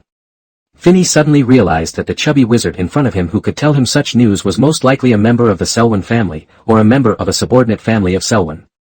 In short, he was a member of the Selwyn family. Evans probably guessed that Finney thought of his identity, so he smiled at Finney and said nothing. But saying nothing actually means saying everything. Looking at the back of Evans who had dissipated the protective spell and went to find Dumbledore, Finney suddenly discovered that the Black family had rarely interfered with the departments under the Presbyterian Church in his parents' time, although they still participated in some of the Presbyterian Church's affairs. Make decisions but rarely express their opinions. When did this situation begin? Probably after the mysterious man appeared, that is to say, at that time, the elders of the Black family had already noticed that something was going on with the Gunter family, which silenced the Black family and promoted a balance in the council, so that the elders of the Presbyterian Council would not add a new consul family. The power exposed by Finney in this family war made the Presbyterian Council realize that even if the Black family did not express their opinions, it would affect some voices in the magic world, so they once again started to think about balance. This is a bit of a pity. Although he is not sure of the purpose of the old people in the family, he can also imagine that they must not want the new consul family to appear. Unfortunately, he still noticed it too late. However, there is still a chance for everything to be remedied. Just as Selwyn hoped, Black and Lestrange still have some relationship, and in the previous series of things against Black, Lestrange and France the family did not take action and just maintained a bystander attitude. This also gave Finney the possibility to win over Lestrange. As for the family's plan, Finney is the one in power now, and if he doesn't know about it, then it can be regarded as non-existent. Since it doesn't exist, then whatever he does is reasonable. Sure enough, just as Evans said, the purpose of his coming to Hogwarts was just to inform Finney of the Presbyterian Council's decision, and the specific matters were handled according to normal procedures. The next day, staff from the Pureblood Family Management Department under the Presbyterian Church came to Hogwarts and found Finney who was brewing potions in the potions classroom. Hello, Mr. Black, we are members of the Pureblood Family Management Office. We come to you this time to investigate and mediate the conflict between the Black family and the Flint family. The person who came was a young-looking female wizard. There was no obvious family symbol on the wizard's robe, so Finney could not determine which faction this witch belonged to. Without determining the faction, there is no way to know that this matter can proceed normally and smoothly. Hello, what do you need from me? Finney asked. There has been no wizard family war in the magic world for a long time. In recent years, there have been few conflicts between families. Some smaller conflicts were also resolved by the parties involved directly initiating a fight to the death. Therefore, Finney was not very clear about the process and methods of the Presbyterian Church to mediate family wars, so he asked. In fact, it's not just Finney. Many people in the wizarding world don't know much about the process of this matter. Even the staff of the Pureblood Family Management Office don't know much about this matter. At this time, the witch in front of Finney was like this. The family war itself is very troublesome, not to mention that Finney's matter is a rare exception. Generally, the family wars that the Presbyterian Council intervenes in are wars between the families of the Presbyterian Council members. For ordinary wizard families, the Presbyterian Council will not care at all. At that time, what they need to achieve is balance. Even the victor will not. There was a huge gain. But the situation in the Black family is completely different now. First of all, the Flint family is not a member of the Presbyterian Church. To put it bluntly, if the rich family had not taken the lead, the Presbyterian Church would not care at all whether the Flint family would disappear. And because of the rich family and the Lestrange family, the staff couldn't let the Flint family bleed too hard. However, you must know that if the Black family does not accept mediation and insists on continuing, then everything in the Flint family will belong to Black. Therefore, if the price paid by the Flint family is not enough, the Black family will not be satisfied. This is the biggest difficulty for the staff. If we can balance the two unequal parties, we will not offend Black and Selwyn, nor will we offend Richie and Lestrange behind Flint. Mr. Black, you don't need to do anything now. The main purpose of my coming here this time is to inform you in advance, because we are officially involved in this matter. Therefore, I hope you can inform the members of the family and suspend the investigation of the Flint family. Attack, of course. We also have colleagues who will inform the Flint family that they will not launch an attack or take the opportunity to escape. We will call you and the current leaders of the Flint family to everything in about 2 days. Discuss the final outcome of this matter. Feeney nodded. He understood what the witch in front of him meant. To put it simply, the Presbyterian Council had intervened and they all stopped to accept mediation. If we don't stop, there will be many changes. What if the Presbyterian Church really catches up and the Flint family has been completely wiped out before the Presbyterian Council has fully figured out the situation? What else is there to mediate? So, now we need all are suspended until mediation. If it is suitable, then the war will naturally end. If it is not suitable, it will be okay to continue the war. Now that he understood the meaning of the Presbyterian Council, Feeney naturally followed the instructions and stopped his pursuit of the Flint family with his properties. In fact, even if it doesn't stop, there is nothing left. Just as the Presbyterians were worried about, the current situation of the Flint family may not last even 2 days. If the staff comes to Hogwarts 1 day late, the Flint family may be destroyed as a result. Nowadays, the Flint family's properties have been forced to go bankrupt and settled due to losses. This has also given the Black family's property, which has been fighting against them, a bumper harvest. A large number of new properties have been acquired under the family's name. The next step is to eliminate the members of the Flint family. Because of the previous attacks on the manor and the werewolf wizard's relentless pursuit and sneak attacks, the Flint family now has very few branches, with only 2 families left. Among them is the family of Marcus Flint who started this series. Because he had been at Hogwarts, he was not attacked. His parents also hid because of his advance notice, and the other family hid in a manor owned by the Malfoy family. The werewolf wizards all knew the kinship between Finney and the Malfoy family, so they let that family go for the time being. In fact, even if the Presbyterian Church does not intervene, Feeney does not have much interest in the current Flint family. The purpose of his initial declaration of war against the Flint family has been achieved. Although he felt very uncomfortable with the Slytherin snakes trying to please him now, it was far better than the rejection and isolation from the whole school in the 1st grade. 2 days passed very quickly, especially when I was studying hard. The current person in charge of the Flint family is actually Marcus's grandfather, the last direct descendant of the Flint family who survived by using human transformation on himself and hiding in the toilet when the manor was attacked. Because it was his elder brother who inherited the position of power in his generation, his descendants are no longer considered direct descendants, especially when his wife is still a mixed-race wizard. The place where Finney met him was the conference room provided by Gringotts. After all, Gringotts is the only bank in the wizarding world. Although the American Gringotts branch became independent a long time ago and established the American Wizards Reserve Bank system, here in Europe, almost all wizards will add their own money. Long stored it in Gringotts. The existence of Gringotts is very transcendent in the magical world. Even though many wizards think that the goblins have succumbed to wizards. However, you must know that Gringotts, that is, the goblins, not only controls the casting power of currency, but also the currency issuance channels. Even more than half of the wealth reserves of the wizarding world are in Gringotts. They only surrender to wizards in name. The establishment of Gringotts allowed the goblins to obtain the desired results of the Goblin Rebellion War in another way. When Gringotts appeared, some people in the Presbyterian Council were actually aware that this situation would occur. However, most wizards did not know much about numbers or finance, and among the elders in the Presbyterian Council, there was one: most people don't believe that goblins can do this. Secondly, the reason why goblins were allowed to establish Gringotts back then was also directly related to some historical reasons and the very complicated exchange of interests at that time. In short, it has become the current situation, a deformed magical world full of contradictions and distortions.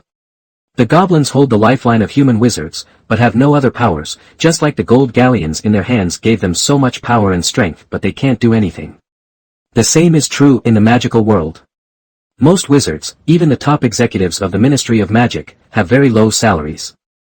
Without the support of pureblood families, the life of the ministers of the Ministry of Magic will not be very good. But many wizards with family heritage who don't work can live a very good life, and almost have a very good expenditure of gold galleons. To put it simply, on the surface, almost all the gold galleons in the entire magical world are concentrated in the hands of pureblood families, but they are all in the hands of fairies. As long as the goblins use a little crooked thinking, they can destroy the order of the entire magical world in a short period of time. However, the goblins who always want to be independent and want to defeat the wizards have never done so. Pass. The distortion of such a scene was very obvious after Feeney came into this world. The reason why the Council of Elders places the settlement of pureblood family wars in Gringotts is because of some of Gringotts' powers, the power on golden galleons. After the complete reckoning is over, the goblins of Gringotts can understandably turn the results of the reckoning into reality. When Feeney arrived at Gringotts' council chamber, he saw the leader of the Flint family, Marcus's grandfather, sitting there waiting for Feeney's arrival. And the staff who sit there and mediate between the two sides. This staff member was not the witch who had gone to inform Feeney to stop attacking the Flint family, but a much older wizard. The witch who had gone to Hogwarts before was standing next to this male wizard. Behind the witch, Feeney had no intention of greeting these two people at all, and directly pulled out a chair and sat down. No one present was surprised by Feeney's actions, or in other words, even if they had some angry emotions, they couldn't show them at this time. The staff of the Presbyterian Church naturally have no power or status to ask Feeney to do anything. In other places, they may still use age, experience, strength and other factors to talk to Feeney. But at this time, in this scene, Feeney's identity is Blake, the ruler of the house. That is, one of the four most powerful people in the entire European magic world, except for the many elders at the top of the Presbyterian Church. And Flint didn't have the guts to provoke Feeney. You know, his family almost disappeared completely in the long river of history. How dare he express any opinions? If he accidentally angered the whole little wizard in front of him, the Flint family would disappear completely and there would be nothing to say. Mr. Black, Mr. Flint, I am the minister of the Pureblood Family Management Office under the Presbyterian Church. I am responsible for all matters related to the surrender after this family war. Feeney nodded to express his understanding, and Flint was a little confused. As an ordinary pureblood family in the magical world, they know very little about the Presbyterian Church. Many families do not even know the existence of the Presbyterian Church. The Flint family, because they joined the rich family, knew about the Presbyterian Church, and there are some people who have some understanding. This time, after receiving the news from the rich family that the Black family would no longer attack them and that the Presbyterian Council would intervene, Flint thought that the Presbyterian Council would let the Black family return the property they had taken away. As a result, Flint was somewhat reluctant to hear what the minister meant about the surrender of the Flint family, but he knew very well that the surrender of the Flint family might be the best choice now, so he did not say anything else. The minister continued. After our investigation, we learned that the main reason for this family war was that Marcus Flint, a member of the Flint family, spoke rudely to Phineas Black, the head of the Black family, and provoked him many times in the hope of starting a family war. Therefore, we believe that the Black family did not violate any regulations in this war and it was a reasonable and legal war. Therefore, the family's true result was established and recognized by the elders. These words established the Black family's position as the winner. The minister continued. Because the rich family, the Lestrange family and other families made requests, the elders decided to intervene in this war. Because the Black family gained a huge advantage and was recognized as the winner, the surrender ceremony of the Flint family was held here. The Black family and Phineas Black have the power to decide whether to accept the surrender. After investigation and decision by the Council of Elders, the Flint family needs to hand over the instigator of the war, and the main person in charge, Marcus Flint, to Phineas Black to receive corresponding punishment, including but not limited to execution. Hearing this, Flint stared at Feeney, his mouth tightened, and he gritted his teeth. For the sake of the Flint family, he had to accept the decision to give away his own grandson. The requirement to enter the tiger's mouth. You know, due to the economic environment of the wizarding world and other reasons, most wizarding families only have one child. As a pureblood family, although the Flint family is economically viable, the magic factor in their blood makes it difficult for them to have offspring. There are great difficulties in the matter. Flint's father only had 2 children, him and his brother, and his grandfather only had 2 children. When it came to Flint himself, he had only 1 child and only 1 grandson, Marcus Flynn. Special. The Malfoy family is also like this. It can even be said that it has the most single bloodline in the magic world. It has been passed down for several generations. This is because the bloodline has the bonus of Muggle blood. Otherwise, it is very likely that the Malfoy family will be the first in the magic world. A family that became extinct because there were no descendants. Well, now this title may belong to the Dumbledore family, because Professor Dumbledore is obviously too old to have any descendants, and he and Gellert Grindelwald can't have children. As for other members of the Dumbledore family, it is said that Grindelwald had a younger brother of Dumbledore, but later there were no clues or traces, and Dumbledore's younger brother Aberforth Dumbledore was more he is a wizard who likes goats and will have no descendants. In the magical world, apart from the Presbyterian Council families Black, Selwyn, Ridge, and the Gaunt family, there are only a few families that are still prosperous, such as the Lestrange family, the Abbott family, and the most famous Weasley family. The Weasley family, who are related by marriage to the Black family, is one of the few families in the wizarding world whose population is so prosperous that it has consumed all of its own family heritage and property. Of course, this is also because the direct descendants of the Weasley family, namely Arthur Weasley, don't like to save money. Their family is the kind of family that will travel and watch the World Cup when they have a lot of money. Therefore, one can imagine what kind of emotions Flint felt when he acquiesced in the treatment of Marcus. However, there is no way, the family is weak and there is no room for resistance. The minister continued. Secondly, taking into account the strength of the Black family and its current occupation situation, the Presbyterian Council believes that if they do not intervene, the defeat and destruction of the Flint family will be an established fact. Therefore, the Presbyterian Council believes that the surrender of the Flint family needs to be handed over to the Black family. Due compensation, after verification, the Flint family is now unable to get rich with large amounts of property, so they can use fixed assets and real estate as alternative compensation. After calculation, the Flint family needs to compensate for the 2 manors under its name, located in the opposite corner. The 2 shops in the lane and the islands along the coast were handed over to the Black family. If the Black family accepts the above-mentioned surrender compensation, they cannot launch any attack on the Flint family in any sense. If both parties have no objection to the above incident, the mediation will be established. If there is any objection, please raise an objection. Flint nodded with an ugly expression and said, I agree without any objection. The minister nodded and looked at Feeney. Feeney hesitated and said, I have objections. I do not fully accept the above conditions. The following are the conditions I can accept. First, I accept the conditions for Marcus Flint. Secondly, the Flint family is also allowed to use fixed assets and real estate as assets. Regarding compensation, however, I only accept 2 manor houses and a shop. I do not accept the other shop and the island. As an alternative, I ask for all the Gringotts vaults owned by the members of the Flint family, including all items in it, living or dead, as long as they belong to the vault in the name of a member of the Flint family, belong to me. The minister lowered his head to check the documents in his hand, then looked at Feeney after a moment and said, After our judgment and calculation, it is obvious that there are 4 Gringotts vaults among Flint family members. Due to the previous family war, there will not be much property in them, so the overall value will be lower than the shop and the island. The total.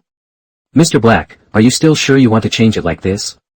Feeney nodded and said, I am very sure.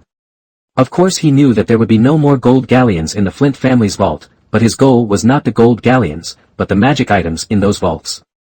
You know, pureblood families, even if they are poor, a family like Weasley's has some magical items in Gringotts' vault, many of which were passed down from the family in ancient times. Seeing that Feeney had confirmed this condition again, the minister nodded, picked up the quill on the table and recorded something on the parchment in his hand. After a moment, he looked at Flint and asked, Mr. Flint, do you have any objection to the request provided by Mr. Black? Flint rolled his eyes and saw Feeney's request for a shop and an island in exchange for the Gringotts vault. He realized that what Feeney probably wanted most was his family's vault in Gringotts. This is in his interest, because most of the family members have died. If after today, those vaults will also belong to Gringotts. For example, as a favor to Black as compensation. However, since he knew the other party's purpose, he couldn't agree so easily. There were only 2 branches of the Flint family now, including his own branch.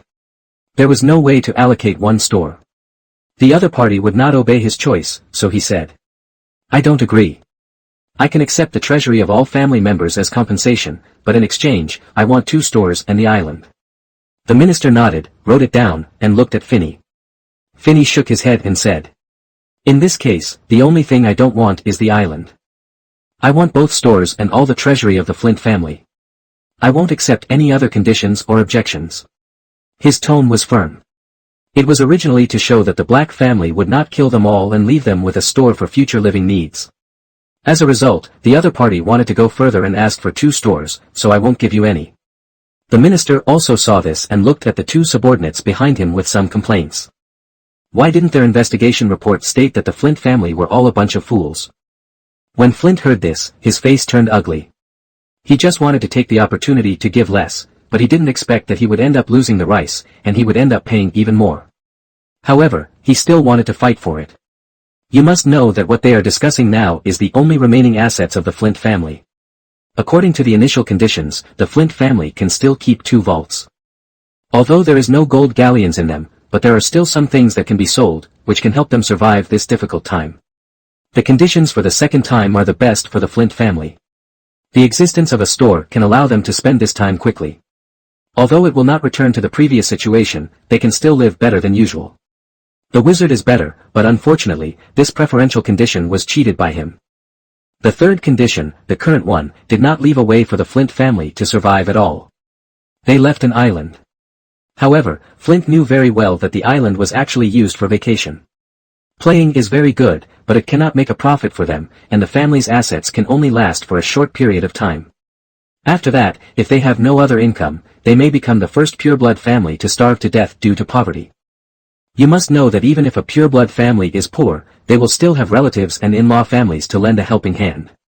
This is the main reason why the magical world has existed for thousands of years. Thousands of years ago, wizards were persecuted by muggles. Their lives were not only poor, but also faced with death at any time. They never starved to death. The mutual aid behavior of wizards and the associations at that time were the predecessors of today's Council of Elders and the Pureblood Council. When legendary wizards continued to appear, the Presbyterian Council was established and began to restrain the wizards and hide with the surrounding compatriots to avoid the persecution of the Magu. At the same time, in the Scottish Highlands of England, for young men established what is now Hogwarts. The disadvantages of wizards were gradually reversed, let alone wizards who starved to death. However, looking at it now, Flint really doubted whether his family would become the wizard who broke the Millennium record and was starved to death. But he is not willing to give in. In the past, his father was deprived of the family's inheritance rights just because he married a half-blood wizard.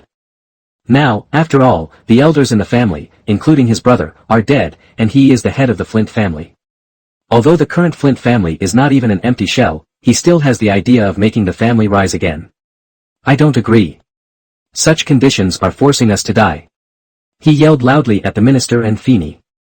Feeny shrugged and said, "So what? If it hadn't been for the intervention of the Presbyterian Council, do you think you would still be able to survive? I have never considered myself a good person.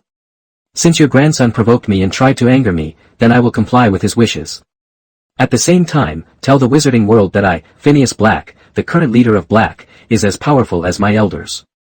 Before provoking me, please think about whether you can keep your family alive under my attack." Flint's already ugly face became even more ugly now. It was just white at first, but now it's white and green. How could you? The Flint family is not the chicken you killed to scare the monkeys.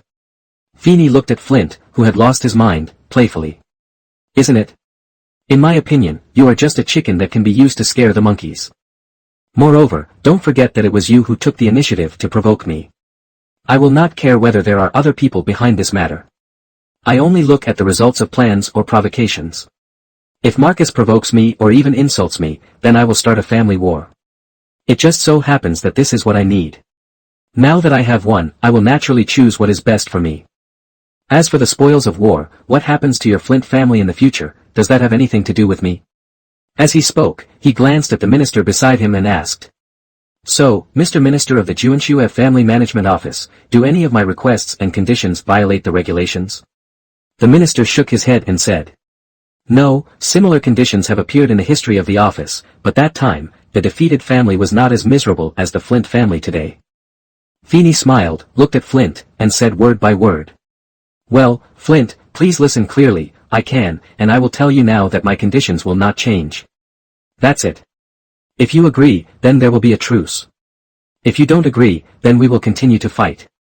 As soon as these words came out, the minister's face became a little ugly. He looked at Feeny and said, "Mr. Black, your request is probably not going to come true. The order of the Presbyterian Council is—" Feeny interrupted with a wave of his hand. "The order of the Presbyterian Council was not given to me. Moreover, I think you know very well, Mr. Minister, that the Presbyterian Council actually doesn't care what the outcome will be this time. They don't even care what will happen to the Flint family in the end. They have only one purpose, and that is to tell the rich family that they have taken action, but in the end they have nothing to do with them since they didn't reach an agreement. Having said this, Phineas paused, looked at the minister and said, "Finally, Mr. Minister, I need to remind you that I am the leader of the Black family, and the Black family is one of the consular families of the Presbyterian Church. Unless there is a particularly important matter, and it involves more than 2 consular families, the Presbyterian Council only the elders will intervene, otherwise, the consul family will be your immediate superiors." Phineas' meaning is very obvious. First of all, I'm not trying to make things difficult for you. The Presbyterian Council doesn't care that much about this matter. They just want to show their attitude to the rich family. Secondly, please remember that I am your boss. You must understand who is with whom, and whether it is worth offending Black for the sake of an ordinary family with no future. Obviously, the minister also understands that this is completely not worth it. Black and Flint are fundamentally not on the same level. If it were not for a coincidence, the Black family would be in decline, and the Flint family would be in Hogwarts. Zhongji can only be the younger brother of the Black family, instead of provoking them. After a moment of silence, the minister looked at Flint and said, "Now the situation is obvious. Either you agree to Mr. Black's conditions, the war ends and the Flint family survives, or this negotiation ends, the war continues, and the Flint family eventually disappears into the long river of history." Hearing this, Flint looked at the minister and Phineas with eyes filled with resentment and hatred. With that look, Phineas couldn't help but frown, wondering if he had not taught the Flint family enough lessons. However, the Flint family was almost wiped out by him. This lesson was not enough. Just when Phineas was thinking about what he would do with the remaining power of the Flint family if this negotiation failed, he heard Flint's feeble voice. "I agree." Looking at it with wide eyes, Flint no longer had the vitality he had not long ago, and he looked like a zombie. When the surrender agreement was signed later, Flint did not change his state, just like a puppet, he signed, turned around and left. The next transfer of the treasury, the transfer of real estate, and the handover of Marcus are all the work of the Pureblood Family Management Office. They will negotiate with the government in the wizarding world and the Ministry of Magic to handle this matter. Phineas doesn't have to worry about Fudge being the other party's person and blocking his own process. These matters are handled by the Presbyterian Council and have nothing to do with him. And what he has to do next is to sort out all the gains from this family war. A herbal garden, a clothing store, a potion shop, 6 vaults, 2 manor houses, and 2 vacant shops in Diagon Alley. The clothing store and potion shop are considered 2 companies, and the shops in Diagon Alley are real estate. Although it's the same place, it's not the same thing, and a lot of gold galleons. The Black family also spent some money during the family war, but it was all made up after obtaining a large amount of gold galleons, and there was still a lot of surplus. This time, Phineas made a lot of money, and he could go to school at Hogwarts quietly without any interruption. Because of Marcus's ending, the little wizards in Hogwarts no longer dare to provoke Phineas easily. Speaking of Marcus, well-informed people in the magic world know that this little wizard who caused a war between the 2 families was sent to a shop in the Black family and was never heard from again. I don't know if he died or was sent somewhere. There are also rumors that Marcus was used by Phineas to do some cruel magical experiments. As for the truth, only the house elves Phineas and Puff in the Black family know about it. Even the clerk in the store doesn't know. They just arrived at this point. After Marcus was sent to the store, Puff appeared and took him away by operating away. Although it's unclear what Marcus' ending will be, it's conceivable that Phineas won't feel good after seeing Phineas' attitude and ending towards the Flint family. This has even given rise to a voice in the wizarding world that Phineas Black is the new generation of Dark Lord. Originally, after such a voice appeared, Dumbledore had to pay attention to it. However, after signing an unbreakable agreement with Phineas, he could not intervene even if he wanted to. The unbreakable oath prevented him from taking action against Phineas, and the promise he got was actually only for the mysterious man. Thinking about it now, his control over Phineas was not much stronger. It could only guarantee that while he was alive, at least he would not. It's good news that Phineas and the mysterious man are getting involved. In short, this series of events is finally over, and the magic world has returned to peace. But there is still an undercurrent surging in Hogwarts. Phineas knew very well that according to Marcus's IQ and habits, he would not attack Phineas in a place like the auditorium, not to mention that what he said at that time also involved the Black family. Marcus inherited the Flint family's usual troll-like IQ, and he would never be able to think of such provocative words with rich connotations. Therefore, This shows that there is another person behind Marcus, but I don't know what the purpose of that person is in letting Marcus provoke him and trigger a family war. It's impossible for him to use his own hands to destroy the Flint family. If that's the case, it would be unbelievable. Therefore, he cannot completely relax his vigilance. According to the inevitable trend in the Harry Potter world, the man behind the scenes is probably the new defense against the dark arts professor. Thinking of this, he looked to Lee Jordan aside and asked, "By the way, who is the defense against the dark arts professor this semester? I haven't taken his class yet." "You do not say." At the beginning of this semester, Phineas was performing the blood sublimation ceremony and was away from Hogwarts for a long time. After he came back, he had a quarrel with Marcus and a family war broke out. Although he was still at school, the professor of defense against the dark arts took leave. When the professor came back to class, he was sent to Nico's place by Dumbledore. After a few days of classes, there was no defense against the dark arts class, and then there was the mediation meeting of the Presbyterian Council. Only then did he realize that this semester had passed. He hadn't seen the professor in 2 months. Before Li Qiaodan answered, George beside him said, "Well, it's Professor Rich." Phineas was stunned. Richie, was he the Richie he thought he was? So he hurriedly asked, "What's his name? Is Richie his first or last name?" Fred opened his mouth to answer. "Well, it seems to be Sakaski Rich." George nodded. "That's the name, but I haven't heard of this name in the magical world." Li Qiaodan nodded and said, "To be able to teach defense against the dark arts at Hogwarts, he should obviously have a certain reputation in the magic world, but he is just like Professor Jonathan last year, he has no reputation at all. I also asked my father, and he told me the same thing, this name has not even appeared in the magic world." Unlike George, Fred, and Lee Jordan, Phineas has heard of this name, although he is not very familiar with it, but he knows who this person is. Sakaski Rich, a genius member of the Rich family, has a very high talent in dark magic. When he was 3 years old, he had his first magic riot and was sent to Sculler to study. When he graduated from Sculler at the age of 17, he could already fight many Aurors alone, and his realm was one step away from the level of a great wizard. However, he did not return home to continue studying as required by the Rich family to strive to become a legendary wizard and become an elder of the Rich family as soon as possible. Instead, he chose to stay in Sculler. It is said that his mental state is not very good. In Sculler, he is also responsible for casting the Imperius Curse and the Cruciatus Curse on the little wizards, and he enjoys it. Because of the relationship between the Black and Rich families, his information was sent to Phineas' study, and the elders in the family specially marked him to be careful. The existence of a suspected great wizard with a certain twisted mentality is indeed worth Phineas' caution.